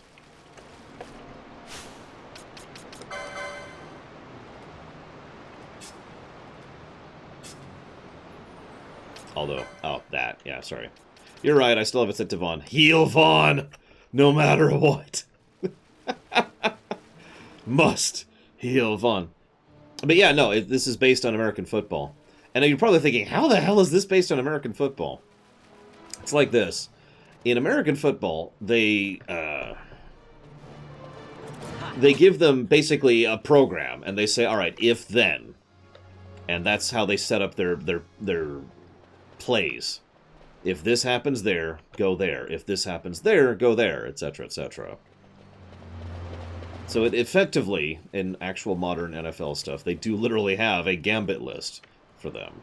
And this was part of what inspired this. So Maverick says, what about MechWarrior 5? Well, believe it or not, someone's actually put money towards MechWarrior 5, but that's in the penciled-in phase. Because, near as I can tell, MechWarrior 5 will never come out on anything other than the Epic Store. I actually did a little looking into that, only a little, admittedly, but I didn't see anything about it coming out anywhere other than the Epic Store. So if that game's going to remain Epic exclusive, then I'm never playing it. Now, if it comes out on something feasible, sure. But since I have no word about that at the moment, it's not going to be put onto the list. Does that answer your question? So this is closer to what combat actually feels like. It's a little slow, because at the moment I don't have many options, as usual. But the problem is, and this is going to sound strange, but this is, in my opinion, the first point at which the game actually starts from a combat perspective. Like, before this, you just have the weird kind of pseudo, not really ATB bar manual slow boring dumb stuff. Here it's far more about managing your position, because you can keep moving even while the gambits are going. You can actually interrupt gambits, too.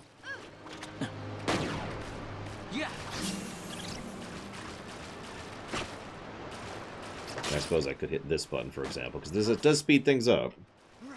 And that is built into the game, so that's an option. Let the cure go off. One of the biggest downsides of using spells instead of items is delay time.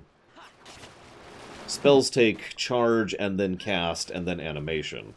Item is animation.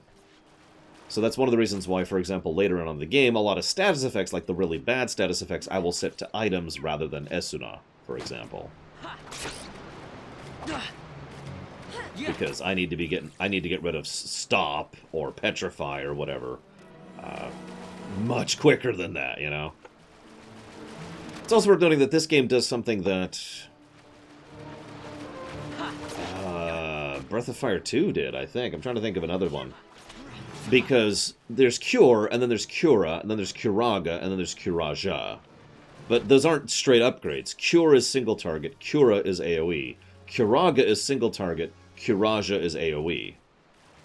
And so they vary based on the specific spell.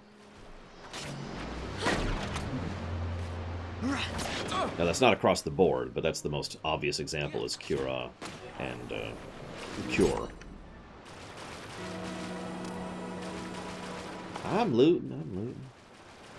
Yeah, that's true. Esuna doesn't... Although remedies have to be licensed up to actually deal with everything, so that's kind of a downside with that, too. But, I mean, that's generally worth picking up, and it's relatively easy and cheap to do anyways. So, by memory... Now, I don't know if they changed this in this version of the game, but by memory, another thing I don't like about this game is you don't get the double license point item until really far into the game. In fact, I can tell you the exact merchant. It's in the low town of Arcadia, is when you get the merchant who sells the double LP item. Which is just way too far into the game, in my opinion.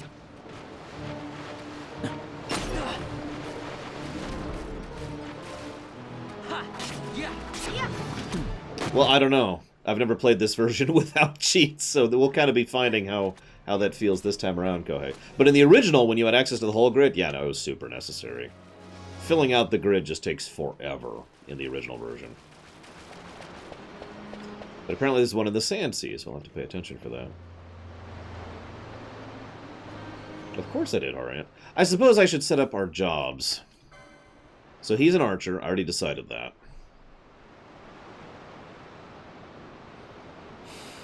Both...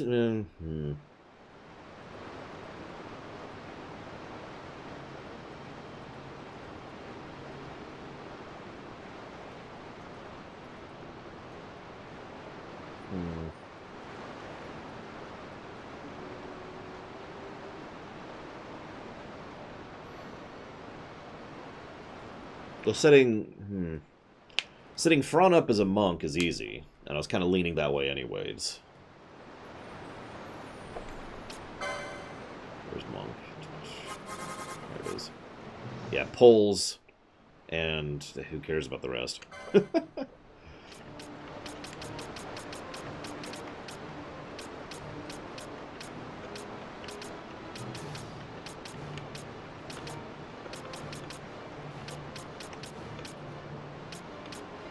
Yeah, when did I get access to the second job, anyways?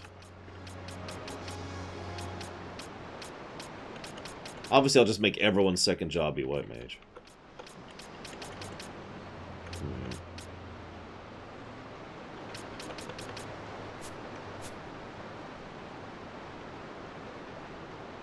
Bellius, okay. A little ways into it.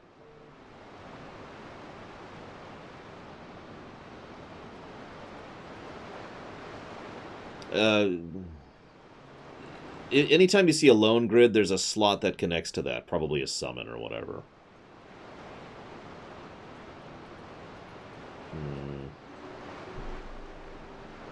And we can't respec in this version. You can only do that in the Switch version. To my knowledge, the Switch version is the only version of all the versions of this game where you can actually switch classes. So, yay.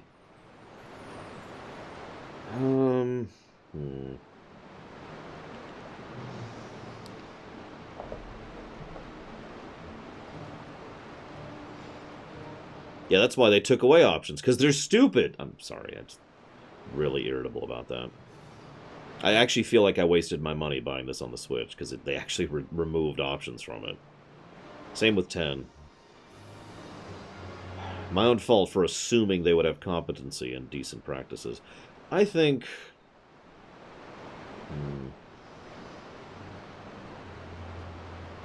What's red in this one?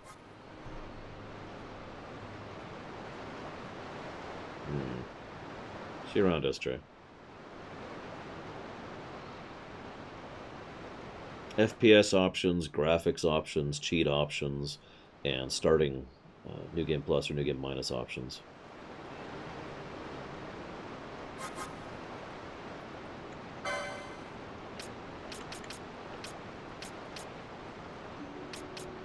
Yeah, Red Mage usually sucks. That's not a big surprise.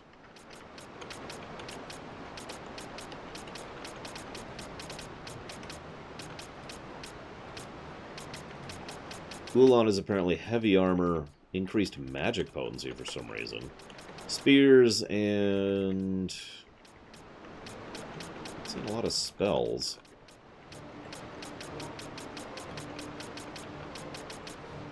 Like there's Soul Eater. I guess that's a technique, not a spell. Revive, which... Wither.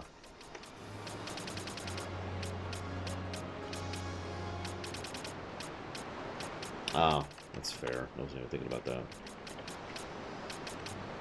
There we go. Eroga, Selenska, Bio, Blindga.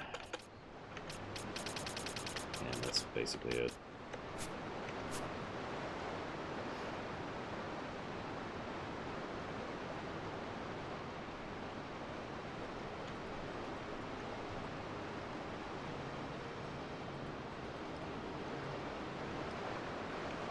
Foe Breaker.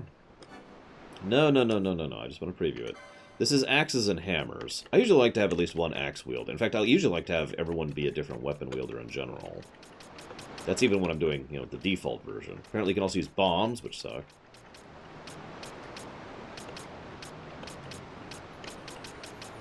Axes, hammers, bombs.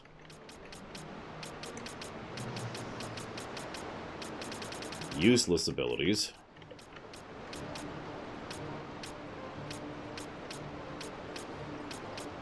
I shouldn't say useless. Debuffs. Although I have memories of the debuffs not being great, probably because they don't work on the optional stuff. Like Expose and Wither.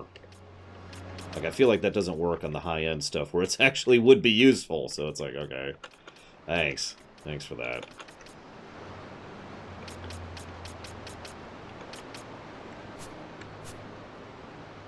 Apparently it... Okay, so apparently it's actually useful now. So I might want a Foebreaker in my setup in general.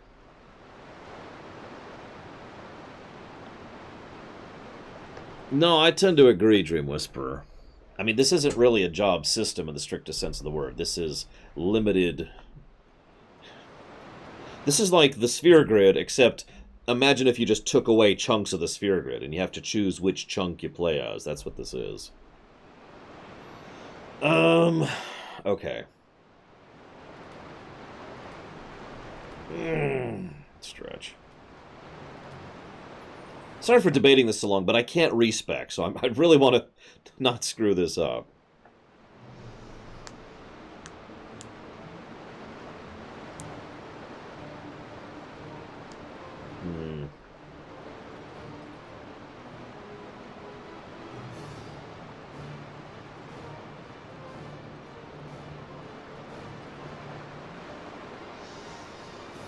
No, I'm gonna make Fron or Pinello a monk. Which one do you think I should do?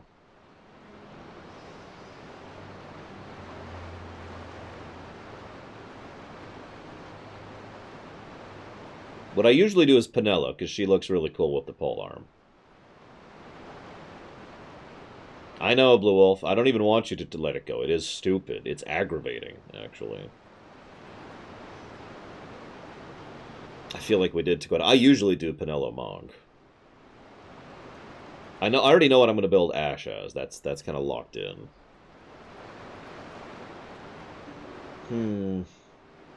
If I'm going to do that...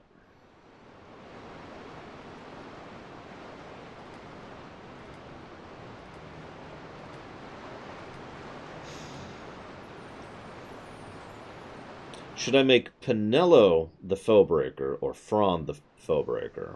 Because I've got 4 classes I want to distribute amongst Pinello and Fron, and those are Monk, White Mage, Black Mage, and Foebreaker.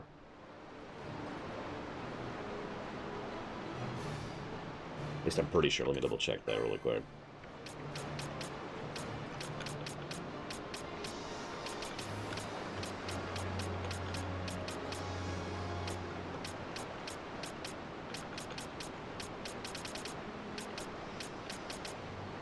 Well, a guy who died 2 years ago, Starscream.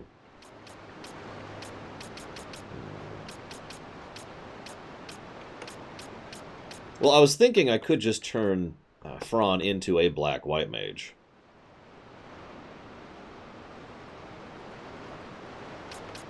But yeah, I don't know how I'm going to manage the mana balance of that, given this particular version of the game, where mana's an issue all of a sudden. Where the hell is Hastaga? Well, there's Bubble.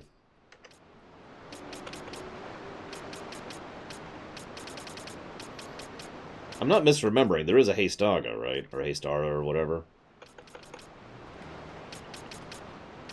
This is time. I'm trying to find it. Because there's Haste.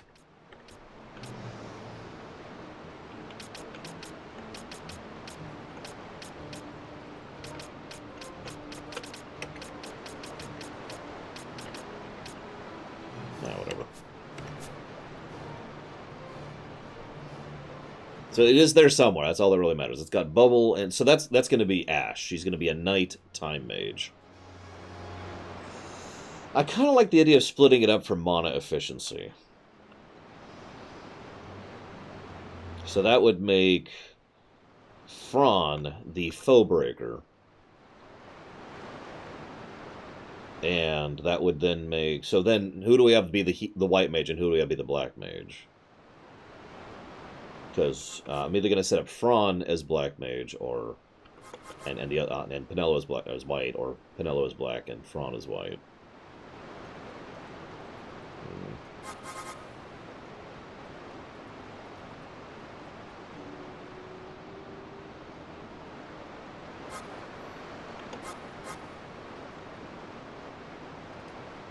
I'm not using red. At least not with the main three. A white mage does kind of fit with Monk, so that kind of works. Alright, so we'll set her up initially as a Foebreaker then.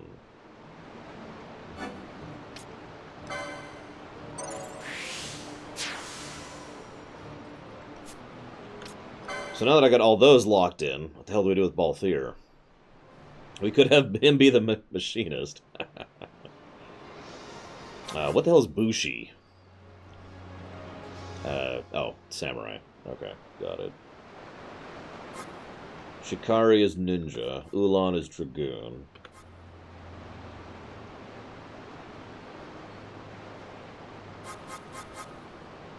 I mean, I do like the idea of Balthier being a samurai, I'll freely admit.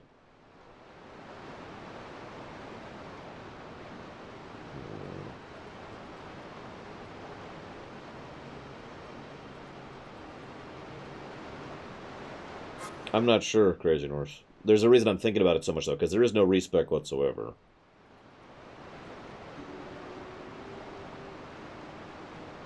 I like the idea of turning him into that. Just, it appeals to me.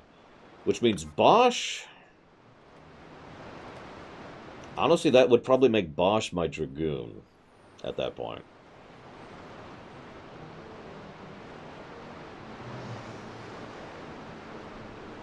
Yeah. Vaughn is an archer. I don't know what I'm going to do with his second yet.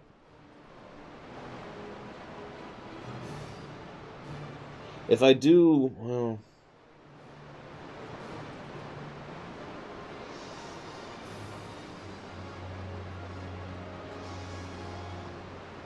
I think I will do that, yeah.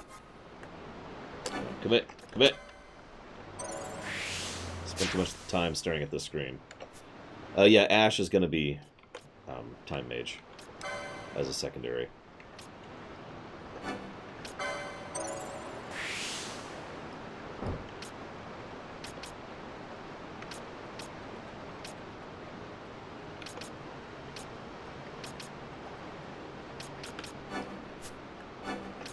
Hey, Dorotrinius.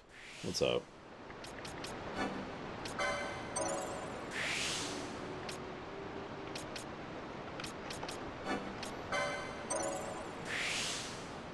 I believe so, yes, Savicon. Took a while to get there, but yeah. Arguably until 4.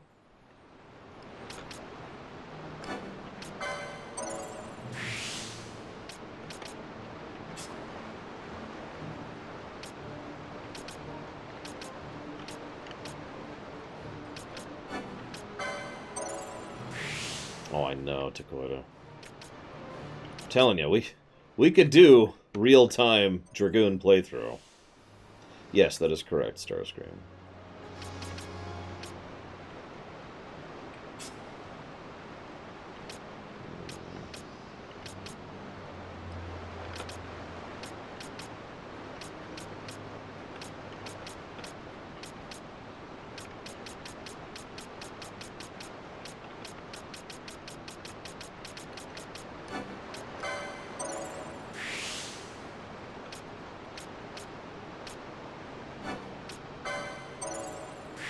Yeah, Kamari... everyone in FF10 was actually 2 classes in 1, by design, if I'm not mistaken. And Kamari was Blue Mage Dragoon.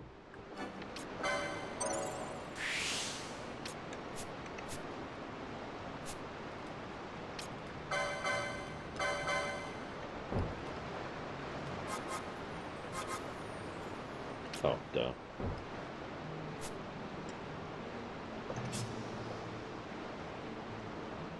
That sucks, Easel.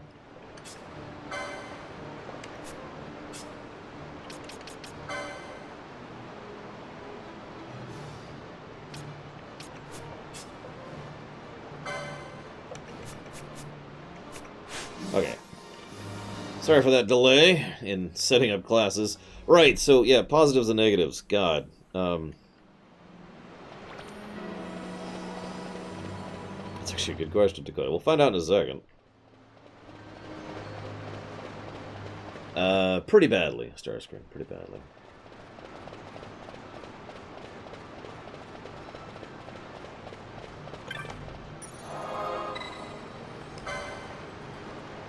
I will agree with that, Farabi. Guild Wars 1 had one of the best build systems I've ever seen, so I was completely in favor of that. Now we have getting away. Who would be next? Close ranks, bring her down. Hey, it's Amalia. Jump down! Hurry! It's like 8 feet, come on. It's nothing.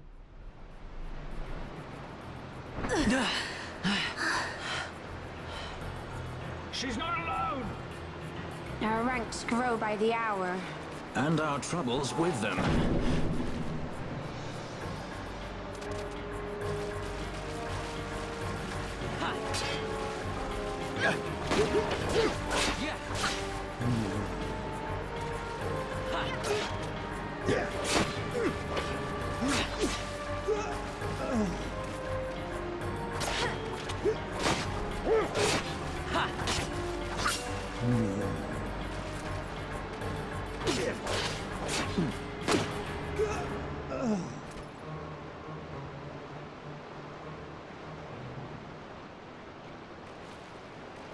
You alright?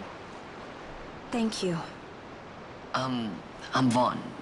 And this is Balthier, and hey! What's your name? Amalia. Amalia, huh? Nice to meet you. There were others with me. I'm sorry. No. Huh? Oh, now isn't that impressive? Don't get any ideas. I said it's mine. I'm afraid the jury's still out on that one. You stole that? Yeah. He's so excited. Like, yeah. Don't report in, they'll come looking for us. If they aren't already. You should come with us. Better than being by yourself. And she's immediately more cold towards him. Very well. Thieves. What's wrong with her? You have a lot to learn before we even get started on your thievery. What's that mean? So, it's debatable when exactly Balthier knew that that was her. No, it is. Because when her identity is revealed, he gives a slight reaction. And some people say that that was the first moment he knew, but based on everything we know, I'm pretty sure Balthier recognized her on sight.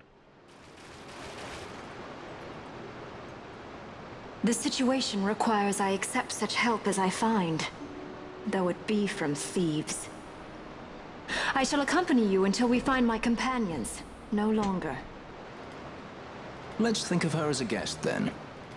Unlike Fran or myself, our guest probably won't be taking orders from anyone anytime soon, and she'll leave when she pleases. So we keep to our affairs and she to hers. I doubt we'll find her wanting in valor, being such an upstanding member of the insurgents. Resistance.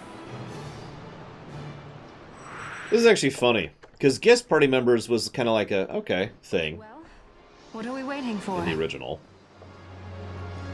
You know, little side party members, but, no, in this version, a guest party member is just a fourth party member. Like, straight up.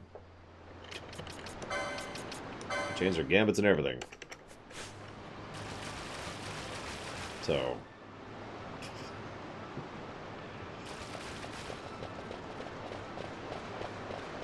I'm not going to mess with her until she actually joins the party, though. So, first boss of the game. This is another reason I think we haven't hit the actual end of the intro yet. We haven't even had a boss yet until now. I miss Lars's infinite high potions, too. That's how I did a lot of hunts in the original. Like, a lot of them.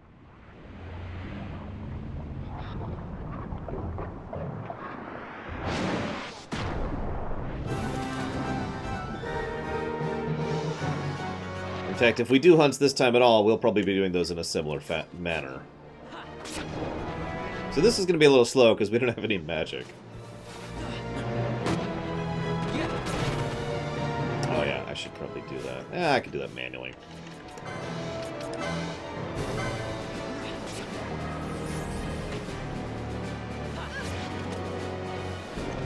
Oh yeah.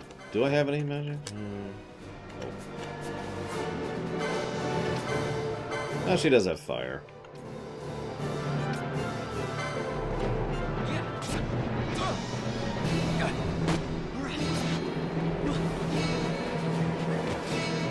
I knew it, Savacom. You secretly have a crush on Lars. Sorry, I shouldn't even say that.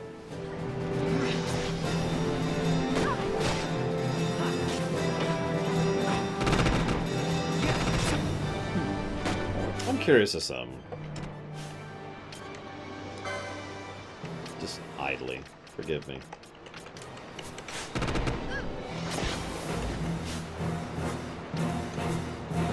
Damn it. Still getting used to the menus.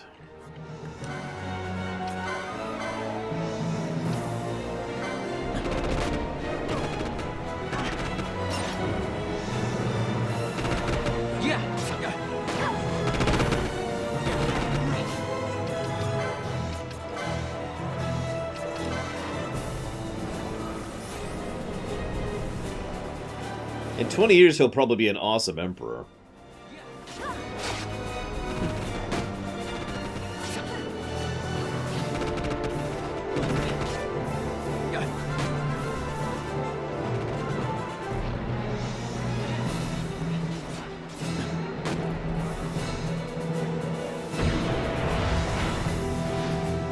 Oh yeah, or dead. Okay, this has grossed me out every time I play this game. Look at that thing. Okay, you see it? Take a good look. Now picture drinking that, because that's their water supply that it's sliding into.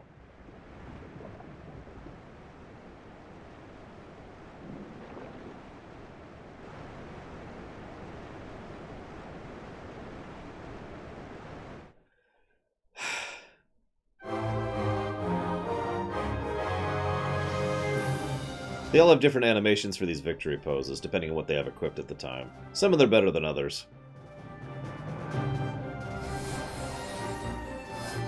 I do not want to think about that at all, Easel. Ever. Flans are basically magic infused into slime. They're slimes. They're slime monsters.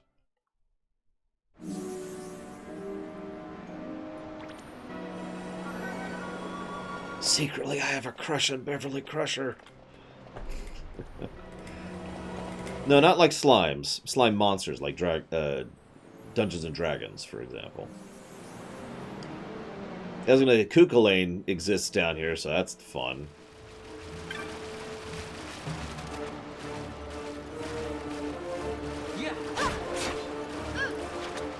You know what's funny is I am almost as old as Gates McFadden was when she started TNG. Not quite. I'm getting there. Yeah, I'm sorry, this just isn't working for me. We'll go to the uncompressed version. Fine, fine. I'll actually start opening chests, I guess.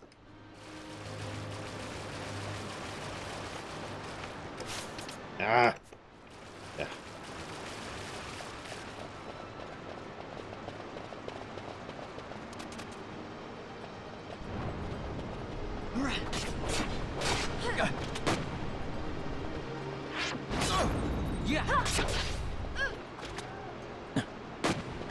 Yeah, there was a chef who was like, you know what, I'm hungry.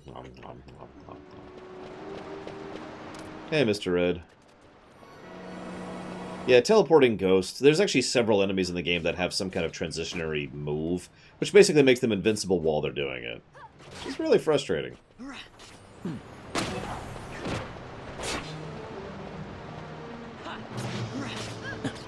For the sake of expediency, I'm probably just going to play almost all the combat on double speed. Is that cool with everyone? Because, yeah.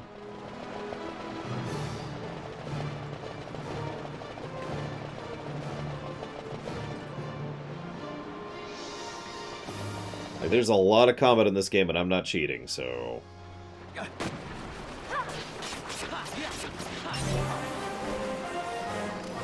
It is a built-in feature.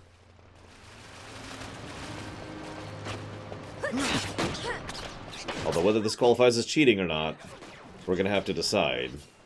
Because, you know, I'm going to have to put up the cheating flag if it does. I guess that whole is the sprint shoes button in FF6 GBA a cheat? You know, it's that question.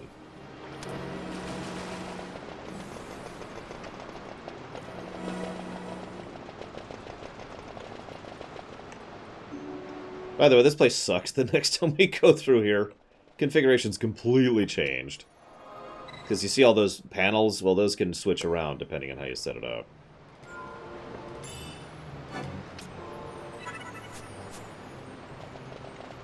I'm not super worried about item gambits, because the only item gambit I have up right now is him in emergencies. No, this is the double speed. You can put it up to 4 speed, but it's a lot harder to control at that point. So yeah, the actual first boss here.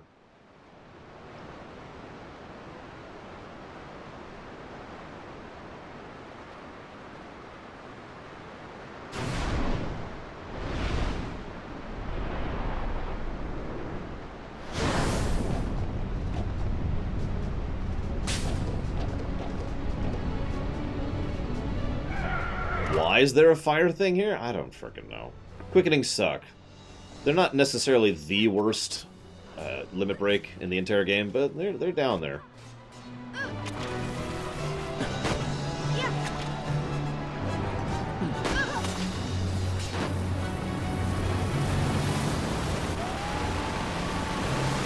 This might hurt. Yep, nope, that hurt.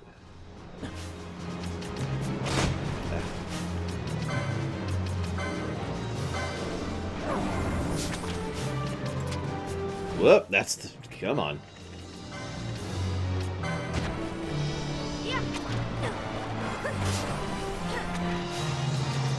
Interesting fact, when you die, your body is basically just despawned. So you can just use a Phoenix Down wherever. And they'll just pop up right next to you, basically.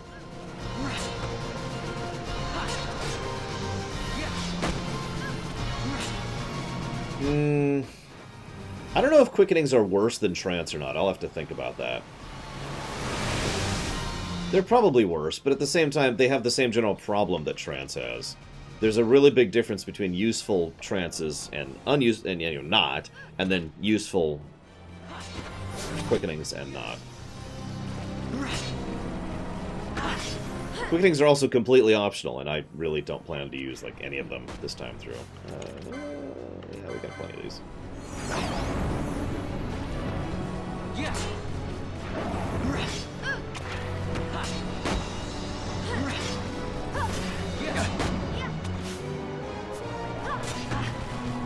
I think we got this.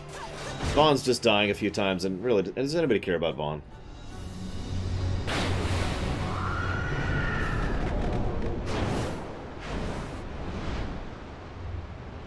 Yeah, a few of the quickenings you can chain, and there's like several bosses where like the strategy is chain quickenings until it dies.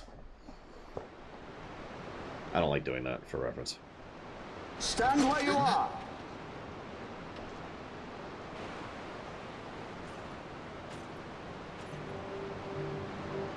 Now's not the time.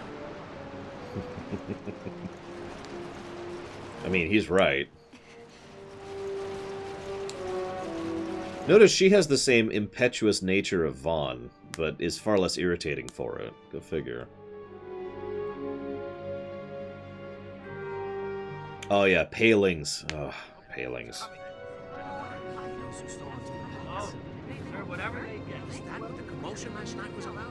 They think me some common thief. Better than a common assassin. Yeah? These people have done nothing. Release them. What are you doing? Don't interrupt me. I'm thinking.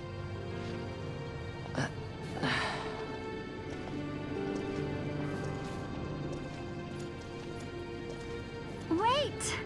Where He didn't know what he was doing! You have to let him go! You have to! Penelo! Sorry. That dinner will have to wait. I told you. That's enough! Leave him alone! Hold on to this for me, would you? Just until I bring Vaughn back. On your feet, you, over here. All right. Edgy, aren't we? It's Paul Fear, my brother. What does that philanderer think he's doing? I was to kill Balthier, not those other-baited Imperials. Why are these 2 in the story? 3, actually. Or is it 4? Whatever. Why are these idiots in the story?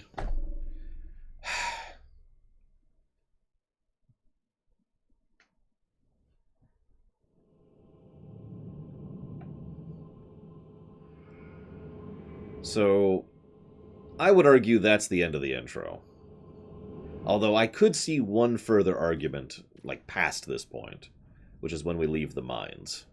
I brought you some of those flowers you like. Galbana lilies. Remember? You always said how they smelled nice, and how pretty they were. Remember? The king. I hate to interrupt, but this is a masterclass in showing, not telling, this scene right here. Did you? Were you really a part of it? Even if you were, Captain Bosch must have tricked you into it.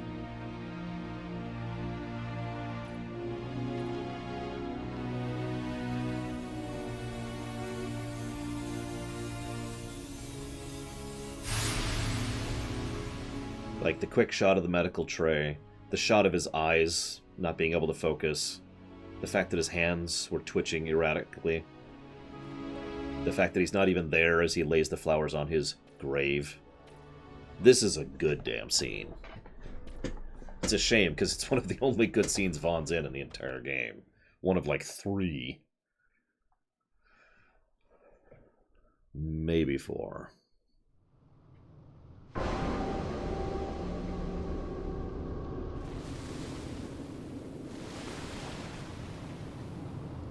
Yes, the other is, I'm Captain Bosch von Rotzenberg of Dalmasca. How did you guess? You're awake. Where are we? Prison, where else? More a dungeon, but it's really all the same.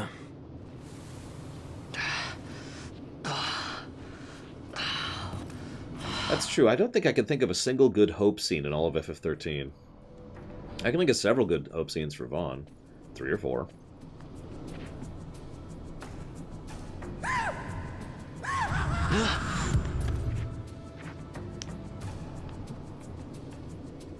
Relax, it's just a corpse. Jump at every little thing down here and you'll wear yourself out. It's not even a proper dungeon. They just sealed off the bottom level of the fortress. Alright, we're gonna have to kill Savacom. We're not the first they've thrown down here.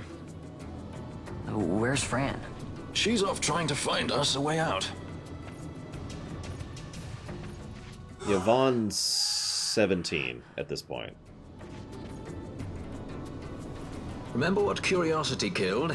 Just a friendly word of advice. This is all the water we've got. I'd save your strength if I were you. Yeah, Hope improves in 13 too. I'll absolutely give you that.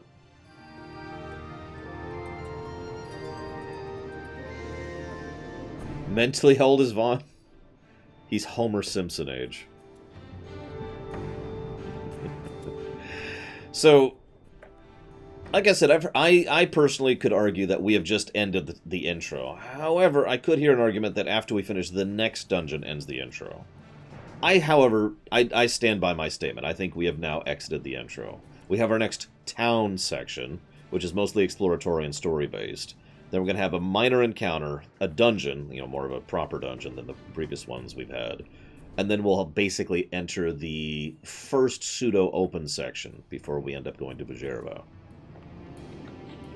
Which means we now have to sit here and judge the intro of Final Fantasy XII. And I find it lacking 15 negatives to gameplay. For real, though. I hate that it pauses when I tap. So looking at my notes. Pull this up here really quick.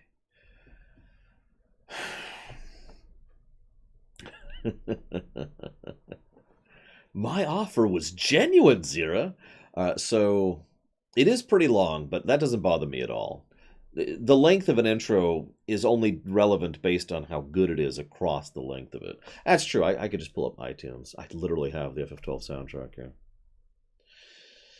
I have to admit, though, I kind of want to front load. Here, we'll play my favorite FF12 song. Love this song.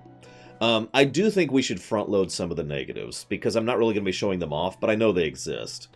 One of those negatives is the severe RNG nature of loot. Not just the chests, but the enemy drops.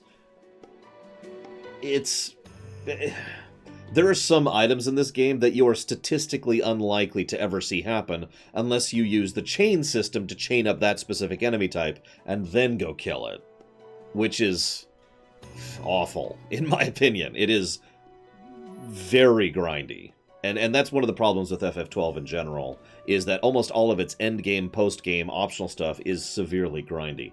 It's not quite as grindy as FF10, but I'd say it's in the same category overall. So I'm going to pencil in, at the very least, a negative for that. Yeah, it's designed off of an MMO's format, which I can tolerate in an MMO, but I still don't think is good.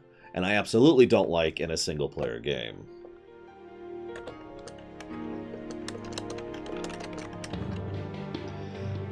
Yeah, some of the hunts are probably going to have some walkthrough-itis-y, I agree. Yeah, Kill Snapper, that's the first one I was thinking of, too. I'll have to think about that, though, because the hunts themselves we're going to have to debate this time around. Gameplay positive, Gambits.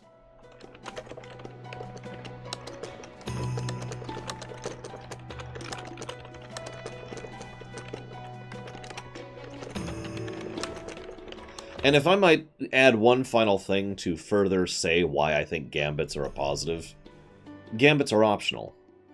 In the worst case scenario, if you don't like Gambits, you don't have to use them. You can just turn them off. Like, you can turn them off and on the fly if you feel like it, too. So, Gambits, yes. I'm going to pencil in a second positive for Gambits. I'll debate that as we go. So, we'll just pencil that in for right now. Well, Harriant, if you type !review or !rating, or pluses, or negatives, or, hang on, we got like 12 commands at this point. Let me see the bullet. So if you type in, let's see, current, document, list, minus, negatives, plus, positives, ratings, reviews, run, score, spreadsheet. All of those commands will pull up that document.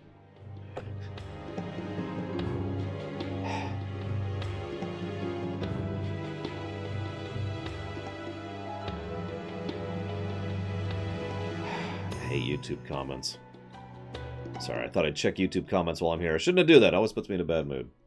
Alright, so, we actually do have an ! Command. Whoops, sorry. Music's on random. Whatever, you can live with some Jake Kaufman. Alright, so, a few months. Alright. It's a good song, what?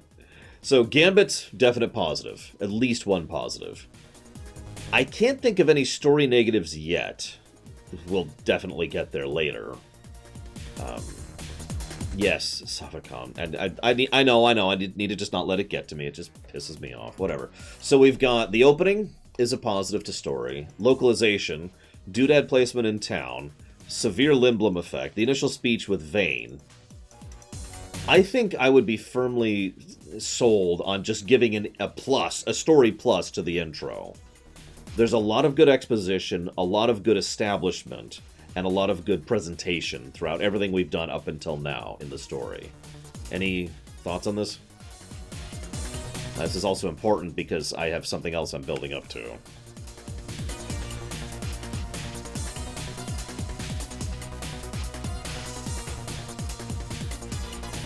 Vane actually has four technically, but three real establishing things in the intro.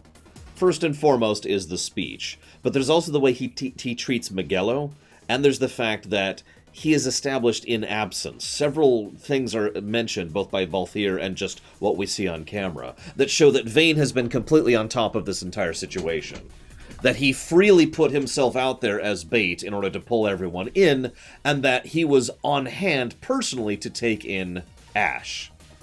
It helps to establish the type of villain he is, that he is very much a pragmatic, intelligent, long-term thinker who is not afraid to get his hands dirty. And that's Vayne in a nutshell.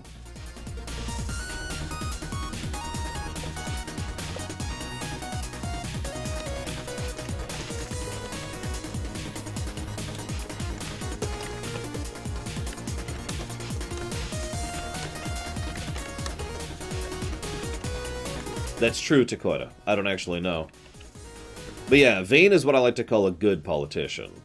Not morally good. Good as in competency. He is a competent politician. Give me a minute to think about that, Easel.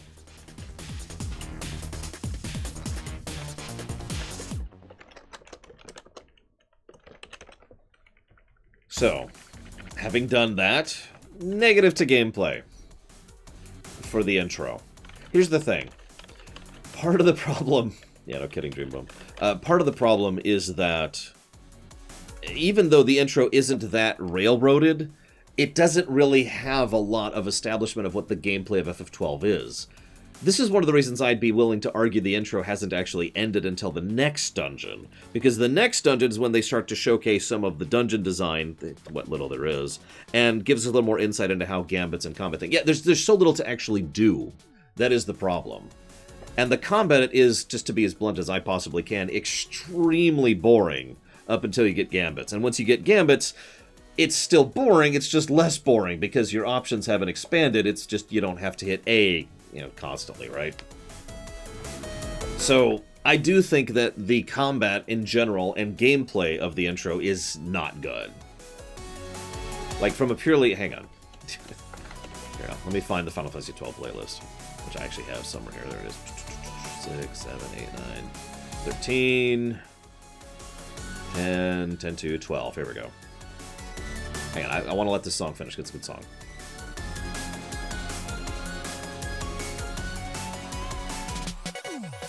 Anyways, okay, so yeah, I feel if we look at what we can do gameplay-wise in the intro, we have fighting a couple of rats. Well, we have the actual tutorial, which is with Rex, which is fairly short, and while it is a forced tutorial, the forced part of it is extremely limited. So that's really sliced in. That was... Hang on.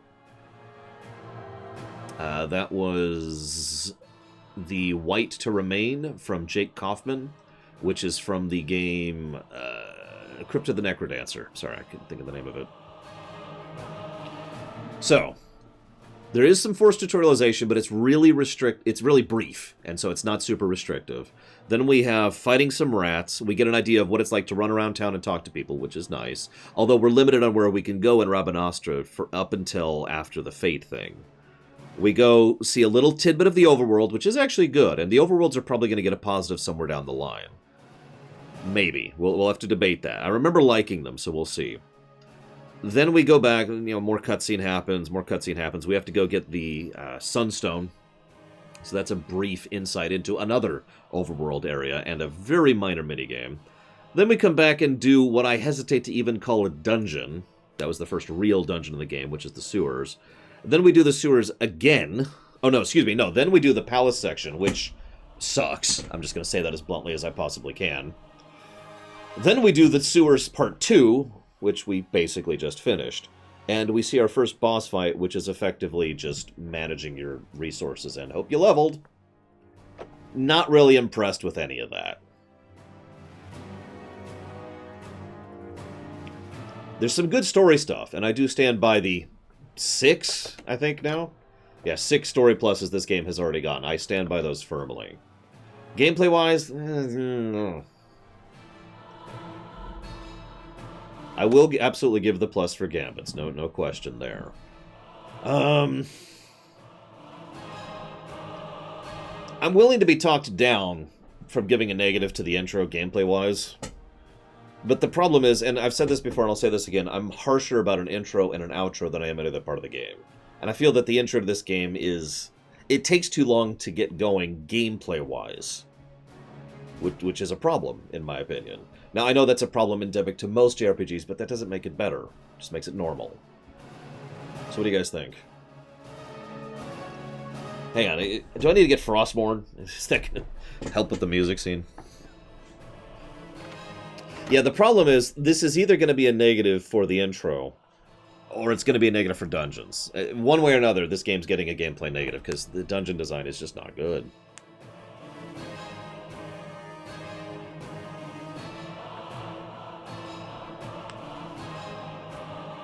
Do I have no viewers, other than Taquita and Easel Games? And I guess Blue Wolf Alex. It's like, all I see in my chat is you three.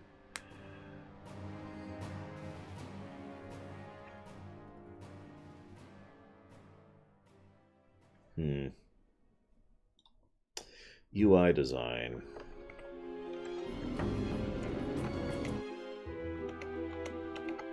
Hang on a second. Let me check something. It's okay, Myron. Don't pay attention to me. I'm not even here. Like, I'm asking for... One of the major reasons, arguably the major reason I stream these reviews is I want your guys' feedback.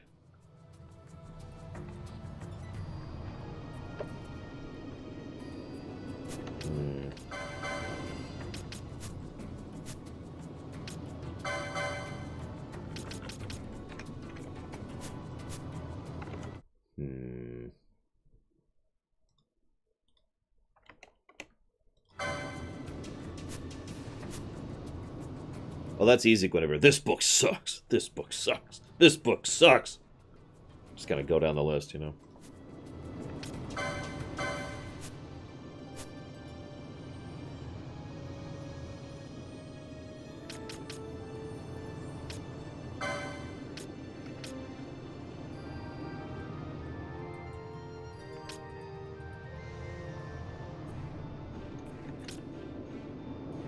We haven't even really shown off the loot system yet. We will when we get back to Rabanastre.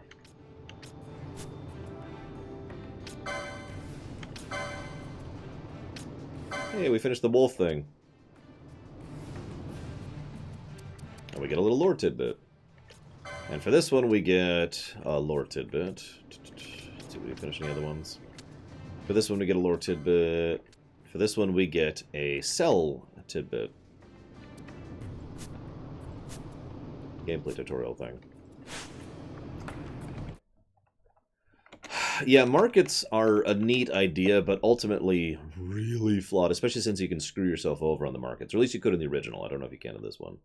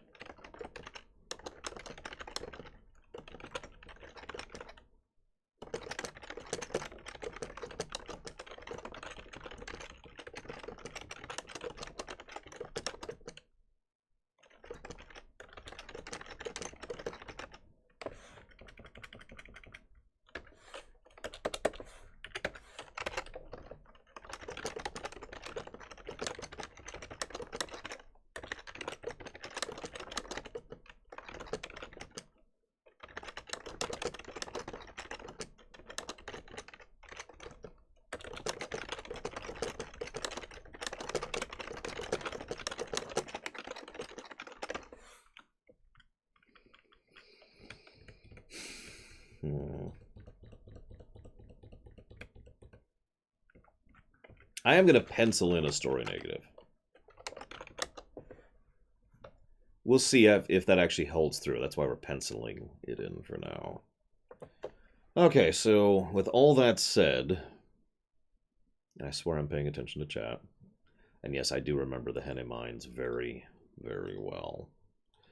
So we're going to pencil in a story negative for Vaughn, by the way. I'll just go and get that out there right now. Gameplay positive for Gambits. Gameplay positive for generally good interface design. Other than the subtitle font thing, which I actually agree with Dakota on. I'm actually pretty impressed with the design of the interface, and there's a lot of quick, efficient ways to move through it, which is good for a game that relies so much on menu usage like this one does. Gameplay negatives. So we're penciling in one for the RNG factor. And we're probably going to go ahead and add one. I don't know what I'm going to do with the hunts yet. We'll debate that later. But I am going to go ahead and say that the walkthrough idacy nature of the game, especially in the end game, is pretty bad. Negative for intro. I've been debating that back and forth, but really, I do feel like the intro is not good gameplay-wise. And what really finally swayed me on that is, I don't know about you guys, but I had a save set up at that save point. Like, you know, see, Balthier and Fran join the party, and then you go down the stairs, then you unlock jobs, or excuse me, then you unlock the Gambit system. On my PS2, I had a save set up there. And whenever I played the game again, I would just load that save. Which probably gets across my point in a nutshell, because each time I replay this game, it's like, need to get to that point, you know? There's some good story, don't mistake me, but... And the other negative, and I'm just going to give this out now because I know this is going to be true. This is going to be at least one negative for dungeon design in general, because, well, because it's crap, to put it simply and bluntly. So we've got all of that done out. I think we're up to date at the moment. Let's go ahead and get to a save spot because it's time for lunch. The Marquis will not get a negative, no. Yes, specifically dungeon. I am differentiating overworld and dungeon design. Because I do think they are different, both in terms of design and in terms of how good they are in this game. So for now, I'll be back in about an hour.